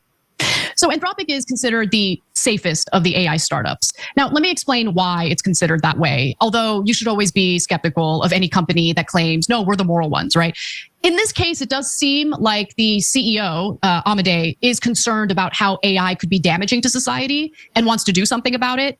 But everyone's got their price, right? But anyway, so their model, according to Amadei, who used to work over at OpenAI, ended up resigning from OpenAI specifically because he felt that the organization's development of AI was irresponsible. So, I mean, he doesn't just talk the talk, he walks the walk. He left OpenAI. He starts his own thing. So the CEO has consistently warned that AI technology could lead to an economic doomsday, and even worse than that. So Amadei said there could be a future with 5% to 10% GDP growth and 10% unemployment. Quote, I think this is probably a time to worry less about disincentivizing growth and worry more about making sure that everyone gets a part of that growth, which sounds lovely. We are not organized to force that to happen. And I really do mean force, because as much as a CEO of an AI company claims he would like to do that, you can't just leave it up to executives and CEOs. You need to have an organized population that is effective in applying pressure, so the fruits of that labor is shared and doesn't become a doomsday scenario. But I digress. More disturbingly, though, he has warned, there is a 10% to 25% chance that AI goes rogue and unleashes planetary chaos, which I am worried about, because there is a lot of talk about how AI can be used to engage in warfare autonomously, which why do we want that? Oh, using like drones pressing buttons remotely wasn't good enough for you? Now you want to take all of the human component out of it and have freaking robots fight war? Like, what are we talking about here? But anyway, as a result, he called for government regulations on AI technology and has pushed back pretty hard against the federal moratorium on AI-related regulations. But Anthropic's push for safety has put this startup at odds with the Trump administration and the Pentagon in particular. So Amadei is especially loathed by AI czar David Sachs, who has long pushed to keep Silicon Valley as unregulated as possible. Now, Sachs has even deployed a well-known loser tactic of calling anything he doesn't like woke. It's not 2024 anymore. We got to get past it. You got to find a new word. You can't just slap the woke label on everything you dislike. He accused Anthropic of being woke. Oh no, so woke. They don't want, autonomous, like robots killing people. They're so bad. David Sachs is insane. But anyway, Anthropic did manage to sign a $200 million contract with the Pentagon last year, despite its tensions with the Trump administration. For example, Anthropic's AI models, known as Claude, were used in the kidnapping of Venezuelan President Nicolas Maduro. See, this is what I'm talking about. Like, there really is no moral CEO, okay? Like, at the end of the day, you have a profit motive and money talks. So that's something to keep in mind. I don't want anyone to be fooled into thinking like, oh my God, Anthropic is so much better. We should trust them with our lives. But according to Anthropic's guidelines, Claude cannot be used for two things. Number one, mass surveillance of US citizens. Good. And number two, military strikes in which AI makes targeting decisions without human guidance. Now, those are two areas where I would agree with Anthropic, and I hope that they hold true to those principles. But the Pentagon is not happy about it and has stated that Anthropic should not be allowed to set its own red lines. So the federal government, in this context, is willing to tell a corporation what they can and can't do. The Trump administration just lifted all regulations on a pesticide that has been incredibly damaging to human health. So, like, regulation is totally fine when it comes to a corporation that could potentially provide the Pentagon with something it wants. And in this case, they don't want a private company to do what they want. They want this private company to do what the government wants. Okay, interesting. So this is so crazy. The Pentagon has also stated that if Anthropic did keep these guidelines, right, these restrictions, it would not cross either of Anthropic's red lines, okay? So Anthropic has so far resisted the Pentagon's demands. I don't know how much longer that's going to last. So the Pentagon is now threatening to revoke Anthropic's contract. Like, where are the anti-regulation Republicans right now? Where are they? Why aren't they speaking out against this? Okay, I cannot find where I'm going to check one more place. Anthropic, to the best of my recollection, has gone back and agreed to give the Pentagon exactly what it wants. Now, I have one more link I want to share with you why you should be concerned about this. The autonomous AI and the ability for drones to strike using their own, based upon the information they collect only within the AI stratosphere with no human input at all. This is something that should be concerning to you. If it's not, it's not. It concerns me. So let me share this with you as well, since these are the things that the Pentagon is vying for. Let me share AI and autonomous strikes. And it seems like Kegbreath has been denied the ability to do that. Hegseth blocked from using AI to power fully autonomous weapons. We are watching the biggest buildup of U.S. military power in the Middle East since 2003. And it's being overseen by Pete Hegseth, the least qualified, most reckless Secretary of Defense I think we've ever had, certainly in my lifetime. And as he beats the Iran war drums, Hegseth is also attempting to coerce an AI developer into letting the Pentagon use their technology without any restrictions. That company's Anthropic, creator of the Claude AI chatbot. And Anthropic raised concerns after reports that Claude was used by the Pentagon to plan the kidnapping of Venezuelan President Nicolas Maduro in January. Hegseth responded by demanding that Anthropic agree to give the DoD full access to Claude for whatever it wants, or else the DoD would force it to hand over that access and blacklist the company from current and future contracts. After a very tense meeting, Anthropic has refused.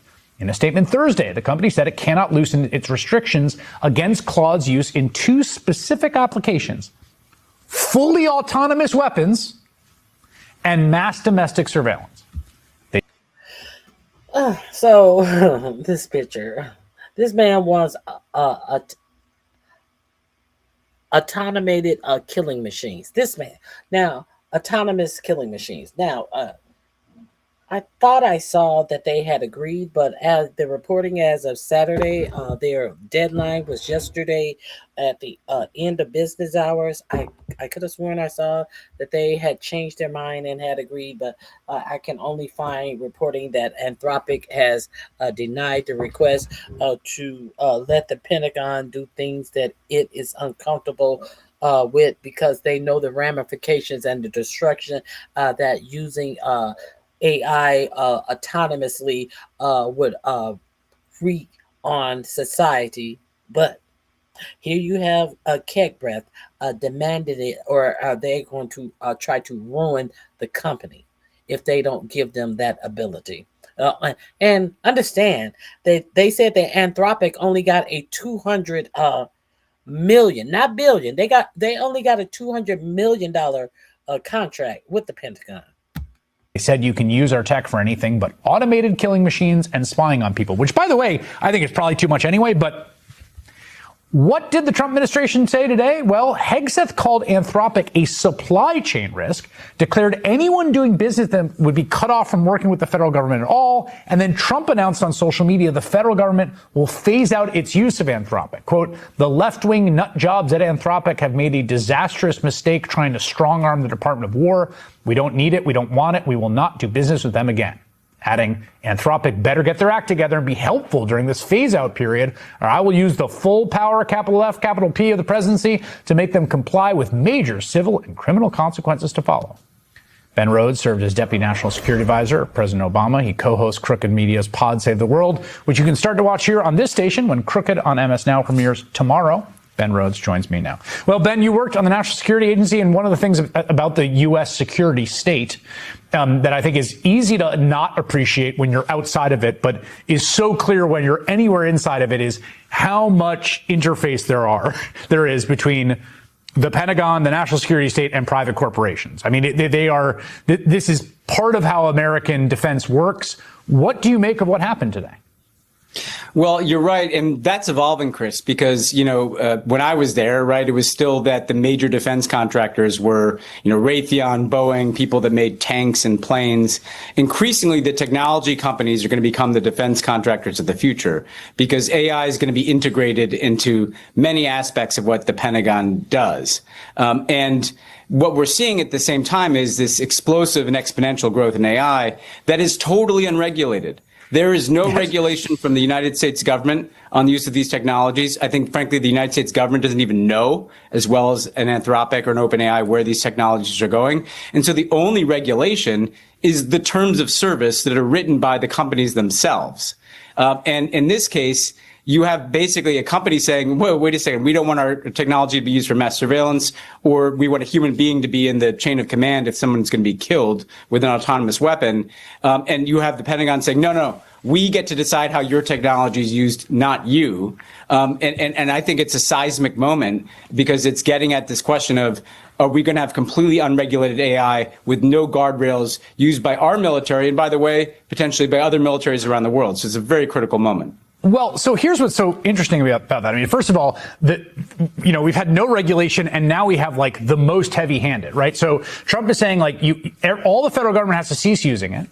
Pete Hegseth has declared it a supply chain risk, although they also are required to stay with deploying with the Pentagon for 6 months, which is a little like you're a supply chain risk that we have to use for 6 months. It's currently the position of the Trump administration that it is fine for NVIDIA to ship its best chips to China to deploy in the Chinese military, but you cannot use Claude and NVIDIA can't work with Claude. It's a ludicrously incoherent set of regulations. Not just that, Chris. Let's not forget that a 49% stake was bought in World Liberty Financial, the Trump family crypto business, by the UAE. And then $2 billion was kicked in through the Trump family coin by the UAE. And then, lo and behold, shortly thereafter, Trump goes to the UAE and he lifts all restrictions on advanced chips and data centers and computing power flowing out to the UAE, which had been a security concern for the U.S. because the UAE, well, first of all, it's supporting, genocidal violence in Sudan, but also it can be a backdoor to China. So essentially, they are prioritizing the profits of these AI companies, particularly the ones that are friendly to Trump, like NVIDIA and several others. And then they're saying, we want to decide exclusively on our own how we in the Department of War, let's call it the Pentagon, are going to use these technologies. And so they're flooding the world with the technology. And trying to insist that as that is happening, there is no effort to put any guardrails around how it might be used. And we're at a tipping point where AI in the next 2 or 3 years, if not already, is going to reach levels of intelligence, that we don't understand, frankly. The only people that understand this are the people at Anthropic. And let me tell you something. The fact that the people at Anthropic are worried about this enough to want to put that in their terms of service tells you everything about the scenarios they're concerned about, which is that if you have mass surveillance of the U.S. population with AI, I mean, look, when this came up in the Obama administration, one of the things I would always say to people is, it's not like everybody can sift through all your emails. Well, AI can do that. Right. And so if you combine the collection capabilities of the U.S. government with the ability of an AI agent or capacity to sift through that, we're in a whole new world here that is kind of like what we've been warning about the Chinese Communist Party and their mass surveillance. That's all that Anthropic is saying that they don't want. What's so crazy about this, though, to get back to the point that you just made where we started about, one of the things that's been crazy, particularly about the Trump administration's perspective, is there's zero regulation of the AI companies. And someone once compared it to me of like having a nuclear arms race, but with private companies, right? So at some level, I think, well, I want the government to regulate this. But now here I am and the government's regulating. I'm like, no, not like this, right? Now. Don't forget that 4547 that said that there can be no regulation on AI by individual states. Excuse me. And as individual states try to regulate AI, they will get no federal funding for anything. From FEMA, they will get absolutely zero federal funding. So with that understood, this is in my description box. All of these things that I showed you are in my description box under AI must comply with KEG breath. I want to also let you know about this AI and this autonomous AI that is able to just hunt out and take the lives of people whenever it feels like doing so. What else? Let me share with you the newest spin that happened last week as Anthropic was getting their marching orders from a unqualified Department of Defense. And for anyone that's using it, you can see the. Hold on. Let's. Okay, let's go here first. Let's see who. Oh no, let's go here first. No, let's go here first. Tech billionaire Elon Musk is reportedly in a secret race to develop AI-powered drone swarms that could transform the future of warfare. From Silicon Valley to the front lines, the age of autonomous warfare may be closer than we think. Here is a special report. Take a look.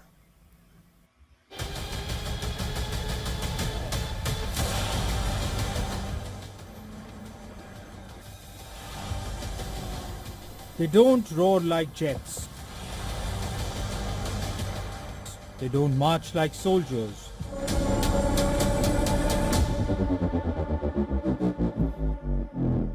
They rain fire from the skies.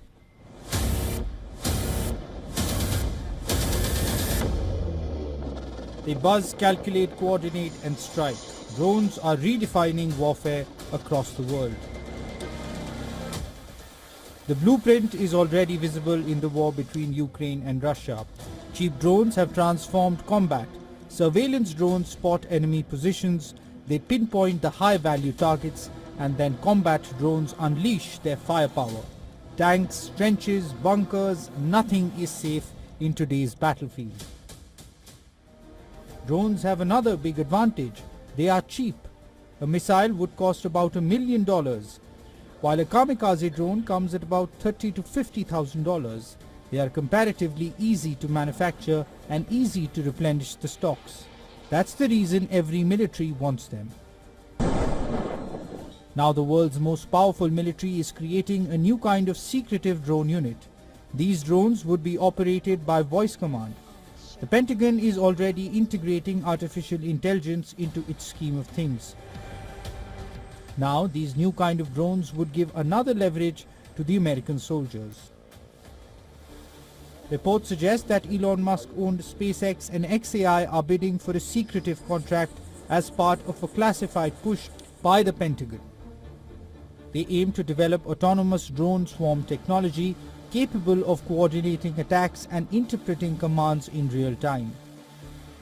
These AI-enabled systems could overwhelm defenses, reshape conflicts, and redefine deterrence in an increasingly volatile world. From Washington to Beijing to Moscow to New Delhi, nations are pouring billions into AI-driven weapon systems. It has unleashed a new tech-driven arms race.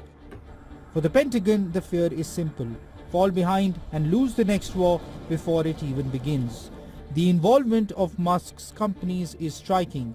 Musk had once warned about the dangers of autonomous weapons and even supported calls to restrict them.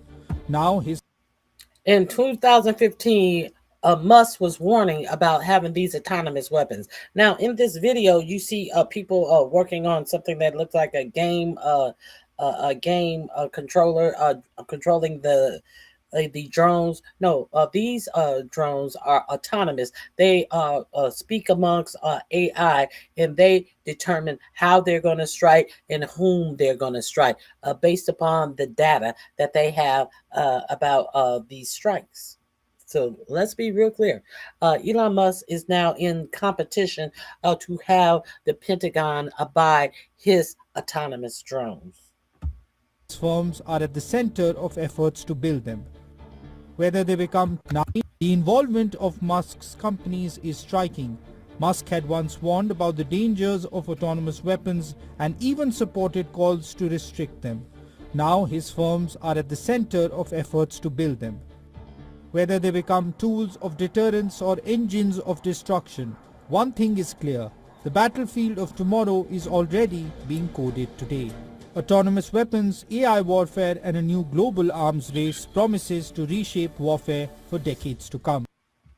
Okay, so where one company will not do it based on principles. Of course, Elon Musk will agree to do it. And let's see.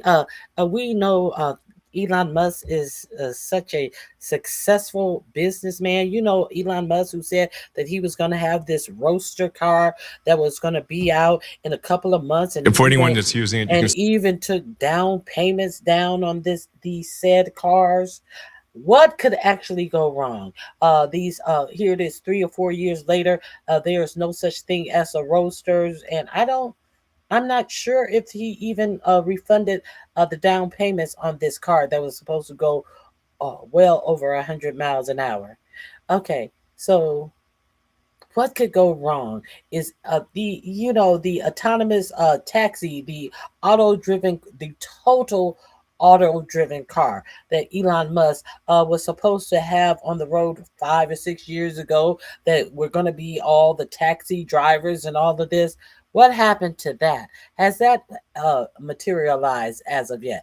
They have the partial autonomous. What is it? They have the partial self-driving car, but have they fulfilled their lie about the full autonomous car? So fully automated car. Let's see who is going to be working with the Pentagon to create AI drones that will be able to follow you, track you down, and kill you. Let's see what confidence you have in the man who is in the running for this Pentagon contract, who have told you, warned you about this in 2015, but now he is willing to build it for the Pentagon. Let's see who is Elon Musk.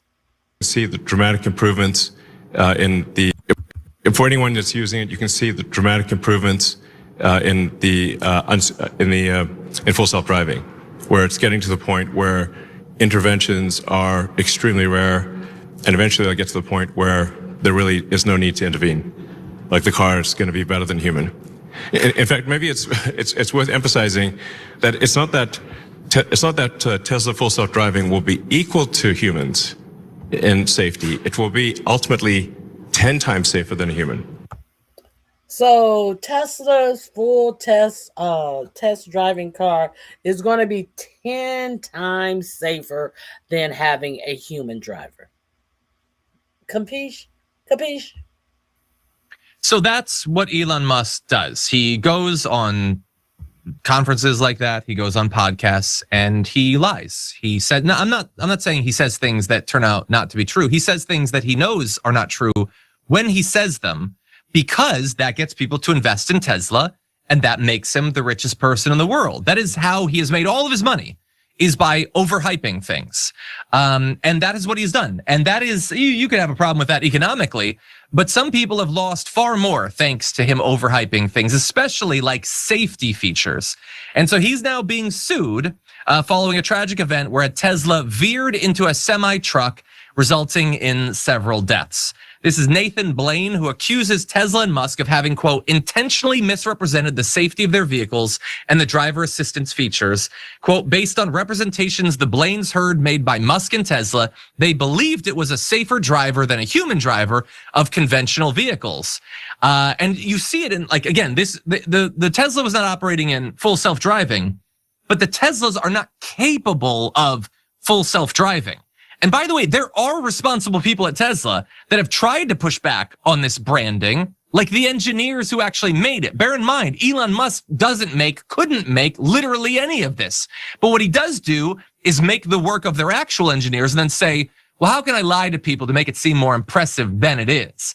And he does. He says it's full self-driving. He says some of the cars will be capable of it. That actually never will be. He gets people to put down massive deposits, knowing that those cars are never going to have these technological features. He's a massive liar. And to no one does he lie more than to the people who trust him the most.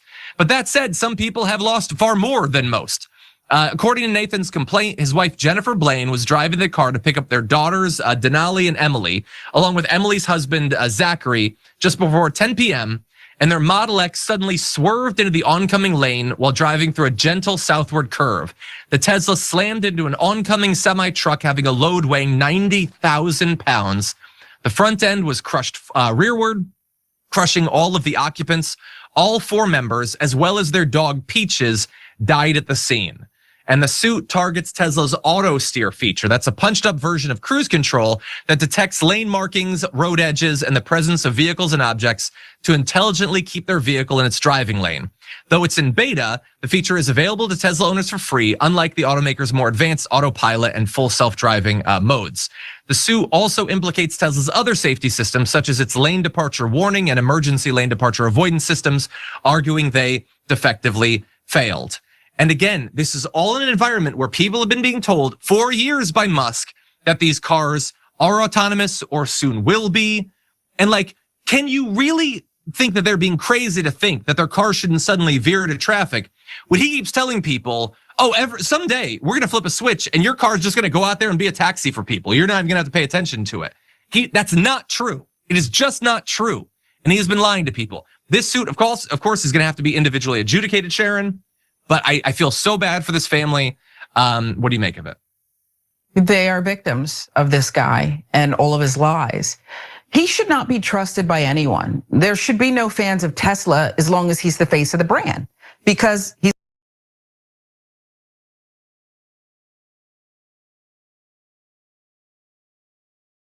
Since we're at war, I just wanted to share that little tidbit of information with you. I really wanted to share that information with you. This is the person who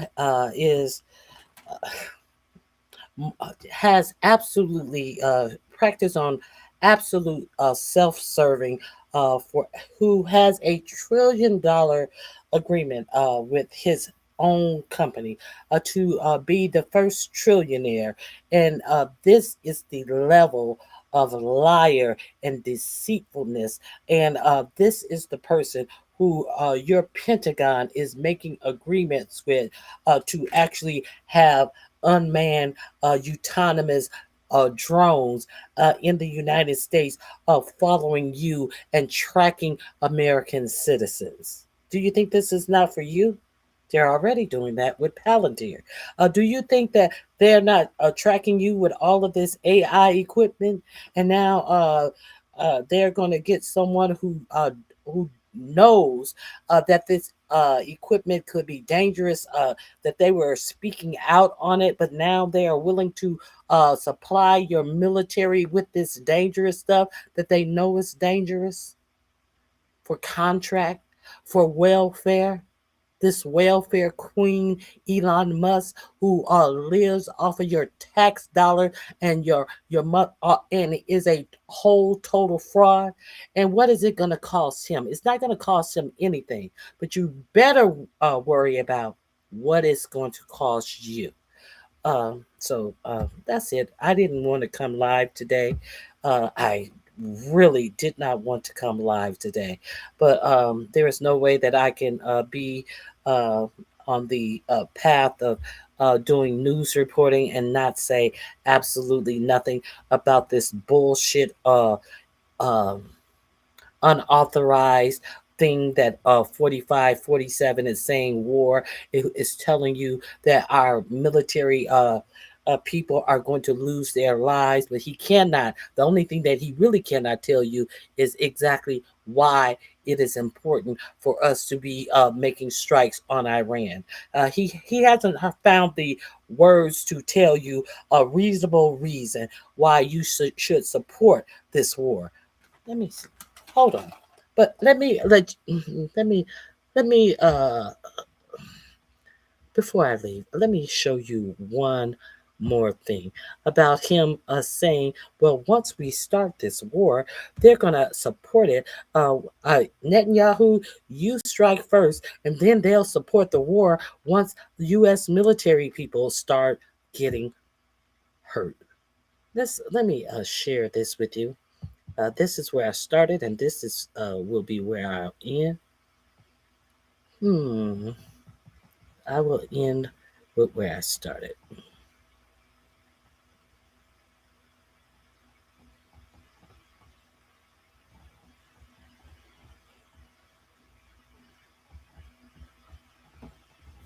Hold on one second.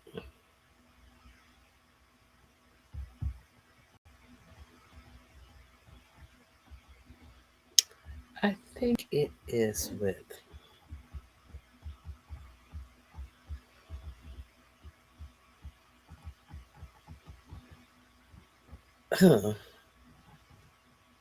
is it with him? Hold on one second.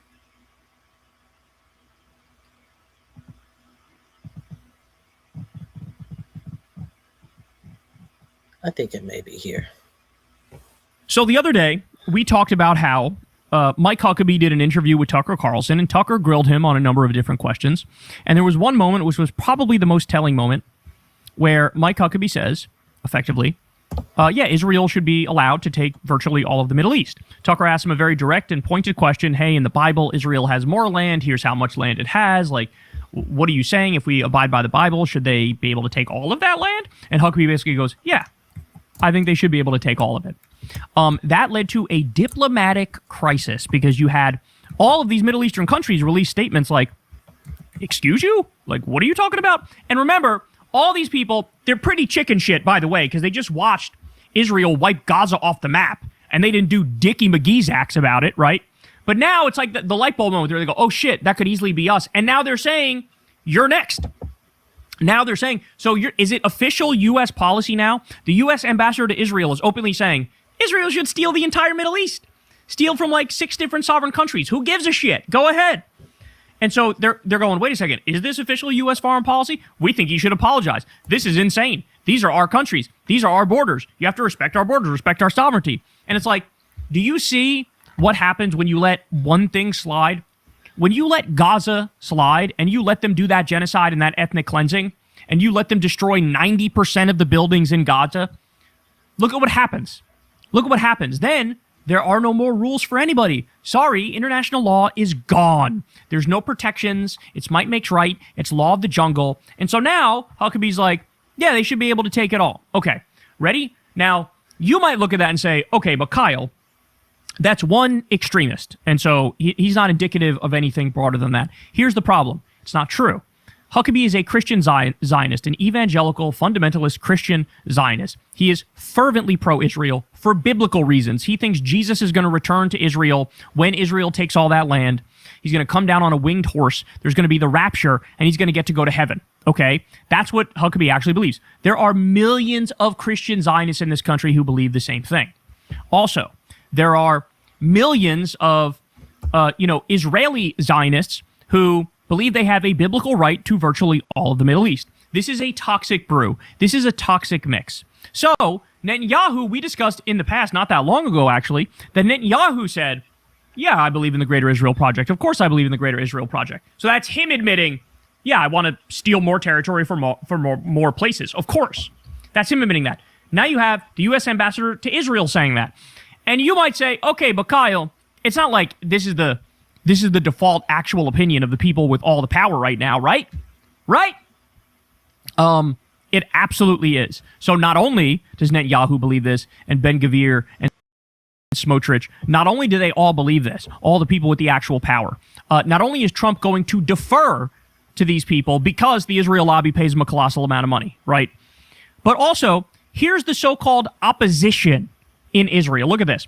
Following the comment by Mike Huckabee, opposition leader of the Zionist colony Yair Lapid also endorses the idea of a greater Israel, but within, quote, security considerations, confirming that the only thing preventing it from being achieved are the resistance groups fighting Israel. So as Emma Vigeland here says, Lapid is the centrist/liberal option to Netanyahu, which means he thinks gay Israelis can get married and that the Orthodox should fight in the IDF. Here he endorses Israel taking all of Palestine and invading multiple countries as soon as Huckabee gives him an opening. So the video's in Hebrew. He speaks in Hebrew, so I'm not going to play it for you. But the gist of what he says is like, am I in favor of a greater Israel? Yes, I am in favor of a greater Israel. But my approach to it is pragmatic. So I think we should take as much land as we can take within the restraints that are happening. So maybe we take a little bit now, maybe we take a little bit next year, maybe over the course of 20 years, we expand a little bit each year, and we try to get away with this in a way that, makes it so there's not as big of a backlash and as big of a countervailing force trying to stop us from doing it. So basically he was like, I'm in favor of the same policy. I just want to be more practical and pragmatic about it and just like take it slower as we do it.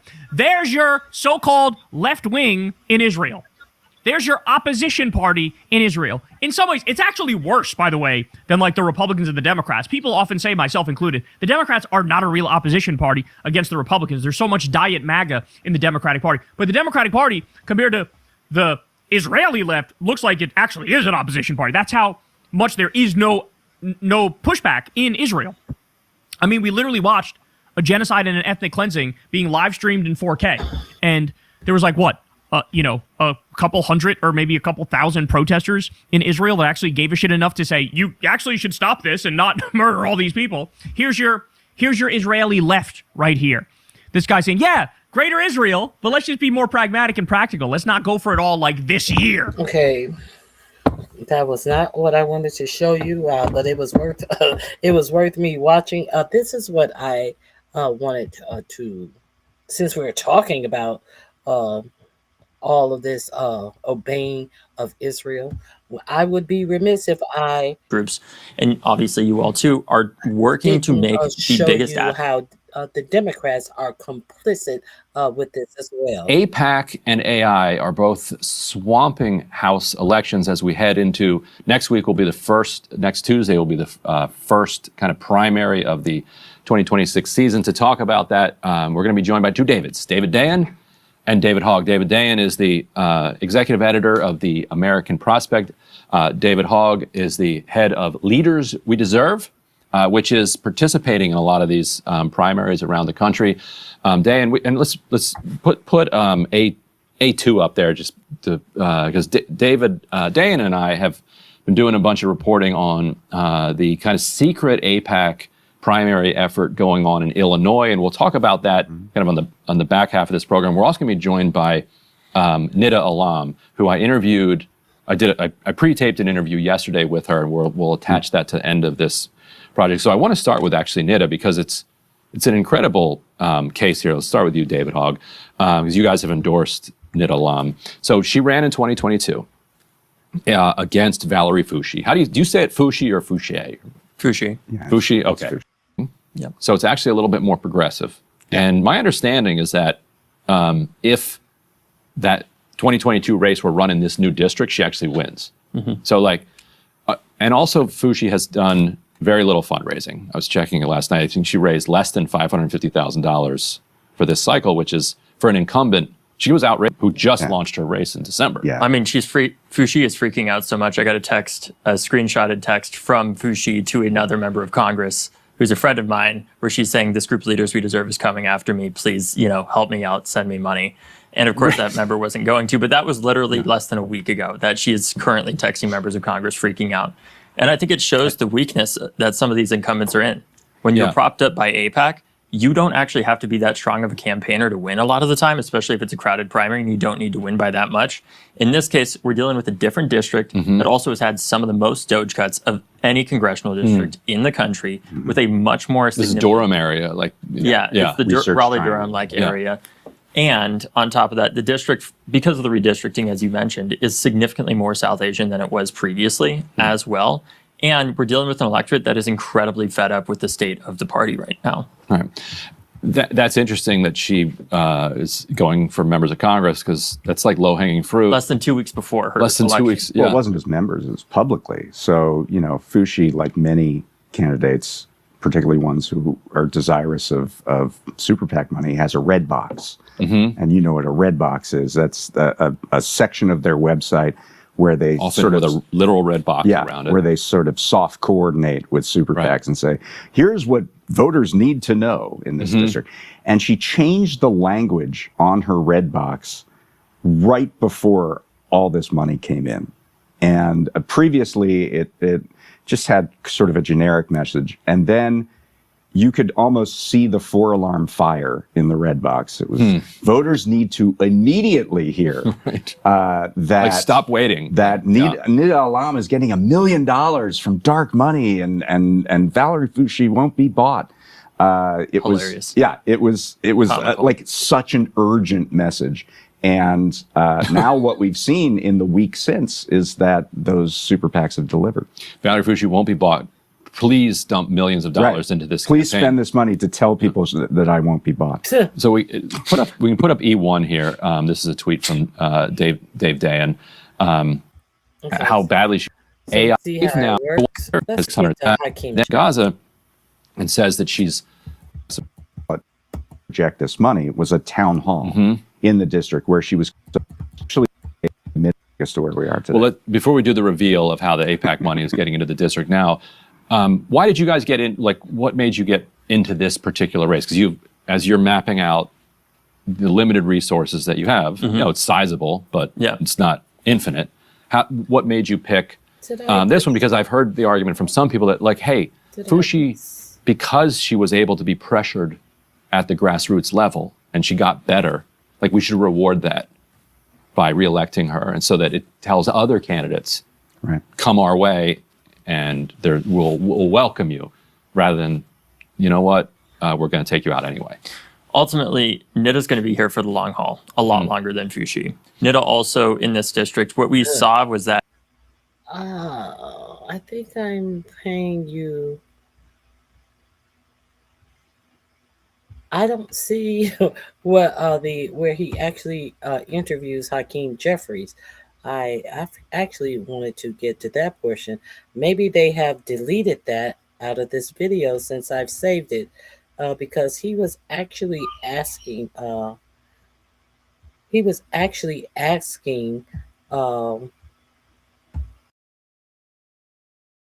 Asking how much he had taken from AIPAC. Hakeem Jeffrey. It seems like they have gone through and edited this video for some reason. There was a sit down with Hakeem Jeffrey. He asked how much money had AIPAC given him, or he quoted an amount that AIPAC gave him. And Hakeem Jeffrey does the Hakeem Jeffrey thing. And he also talked about the ICE money that he got from ICE. Hakeem Jeffries. Hakeem Jeffrey did the typical Hakeem Jeffrey move and say it didn't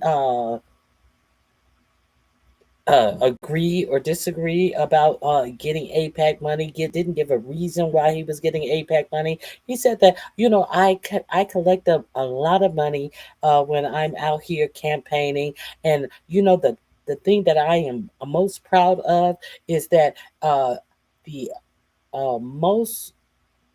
most contributions that I get from people is rounds out to $72, and that's a whole lot of small donations for people who know me and my campaign. Blah blah blah blah blah blah blah blah blah. Totally ignore the fact that he gets AIPAC money, and he goes up and cheers with Chuck Schumer and Cory Booker, and they raising their hands in the air with their fingers intertwined, cheering, we stand with Israel. We stand with Israel. And Hakeem Jeffrey, Chuck Schumer, Cory Booker are absolutely feckless for the American constituents that they represent. I think that they have taken that out. That is the only reason I saved this. I was wondering why it was taking so long to get to Jeffries. It seems like that has been edited out. It was early on in the video. I apologize. Okay, let's move forward. I have one more thing I think I added that I wanted to show you, and that will be it for me. No, I think that's it. I think that's all I have.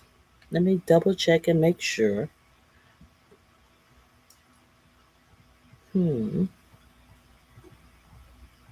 I think that's it.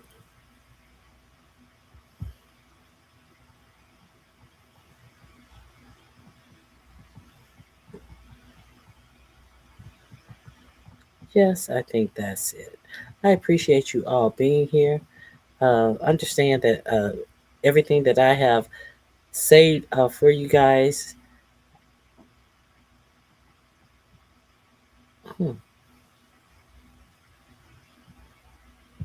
Oh, this is what I wanted to tell you. There is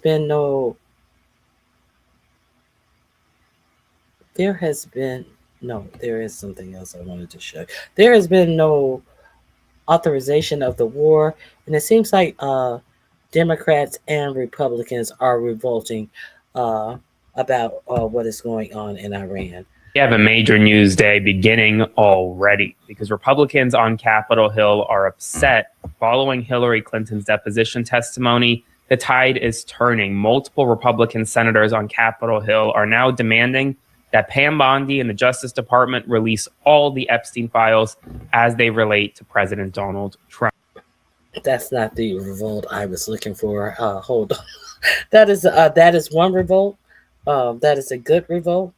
Let me see about the revolt, about the strikes, and Democrats and Republicans actually.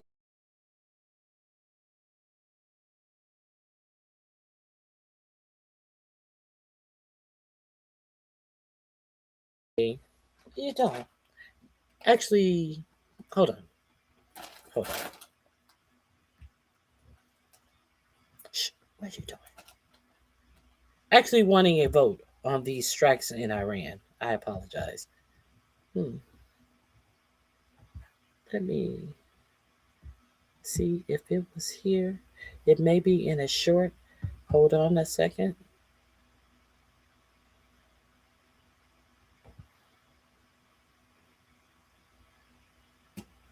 Here it is.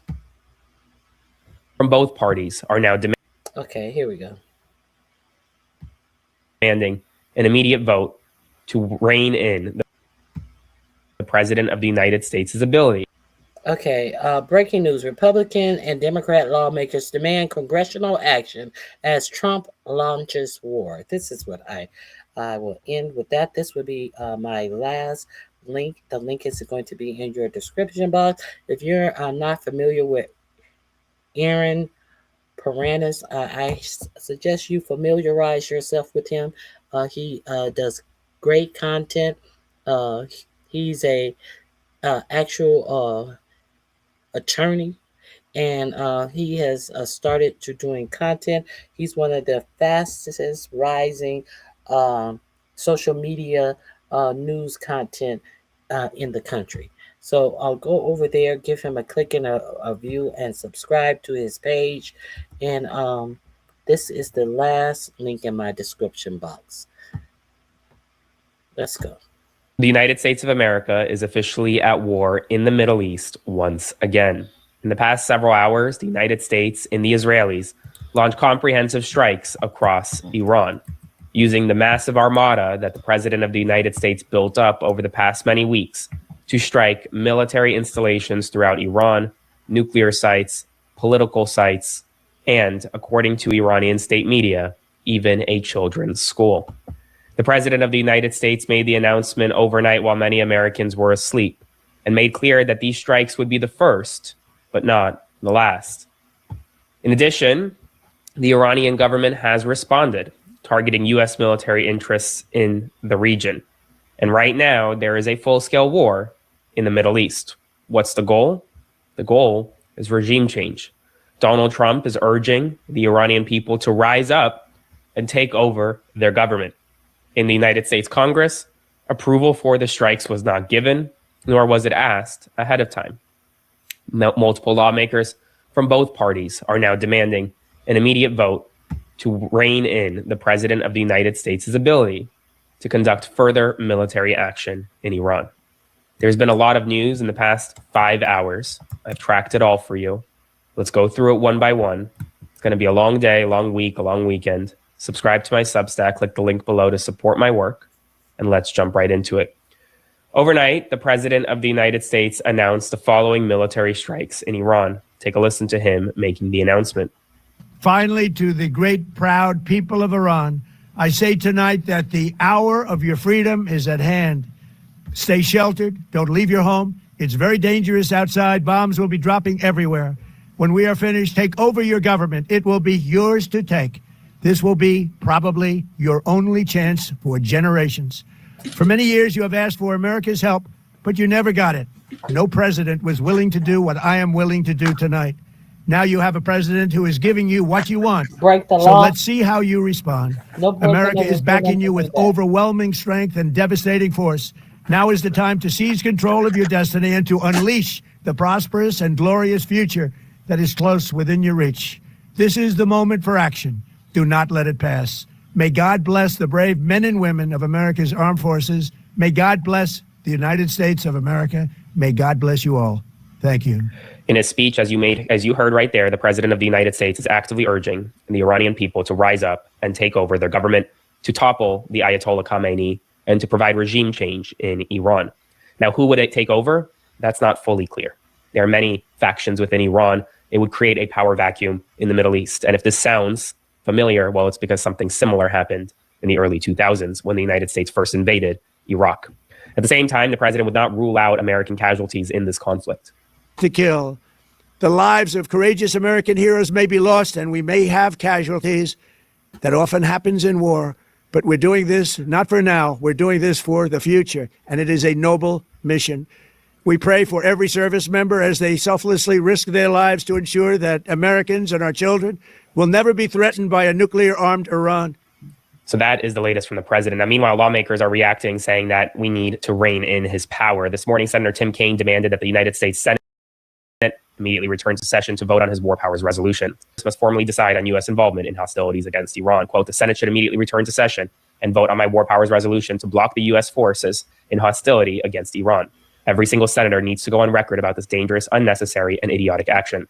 Senator Andy Kim writes, we should have Congress immediately go back into session for the war powers vote to reassert the American people's will, which, again, they don't want to be at war. So I'm ready to go back to the Senate today.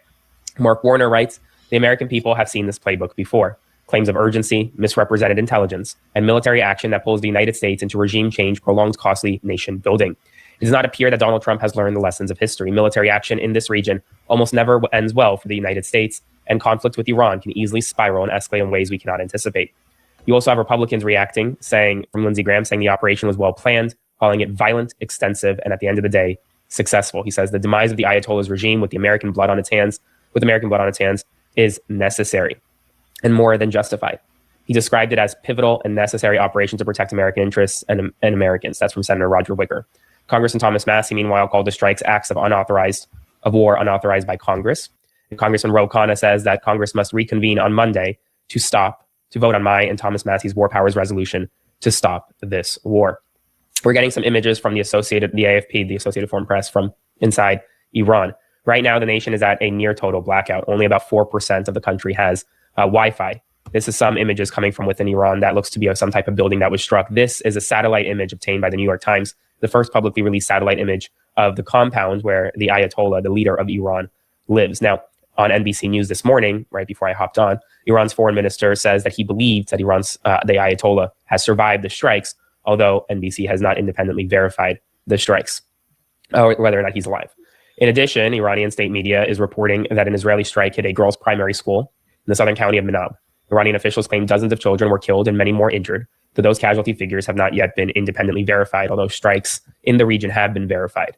And if true, would be a horrific, tantamount to a war crime targeting young children at a primary school.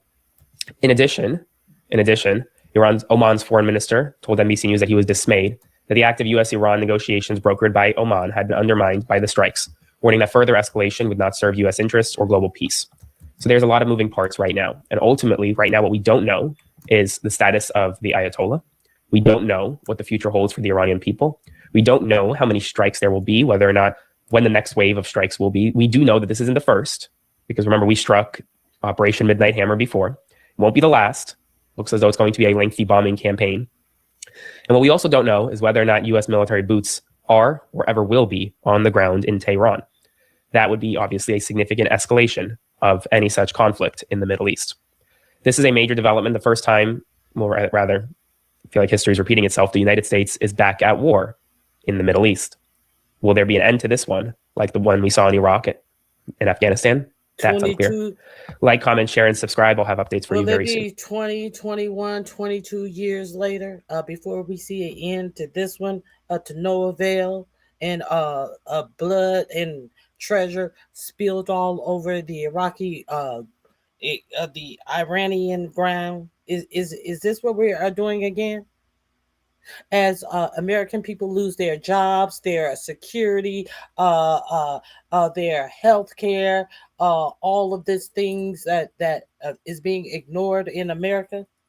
Their homes, the foreclosure rate is at an all-time high, while 45, 47 got on there and told you that everything is going swimmingly in the economy. Did he tell you that? No, he didn't tell you that. He didn't tell you that people are losing their homes, their apartments, their cars. Repossession rates of cars are at an all-time high. Did your president tell you that? Why he lied to you and said that the people are getting paid more on their jobs when far fewer people have jobs. The jobless rate of jobs created is the lowest in the history of this republic. Did he tell you that? All right, guys. I appreciate you guys joining me on a Saturday. I just would have been remiss if I did not say a little something about what I felt about what is going on. All right. I hope you guys have a wonderful remainder of your weekend. Please hit the like button. Please subscribe if you would like to come over here and have a hissy fit about my opinion. Or if you would like to join the conversation, you are more than welcome. Just be respectful in my chat. And we can converse and we can share differing or the same opinions and viewpoints. So I think that is all I have for you guys today. I appreciate you guys coming out. Have a fabulous remainder of your weekend, as I said. All right, bye-bye.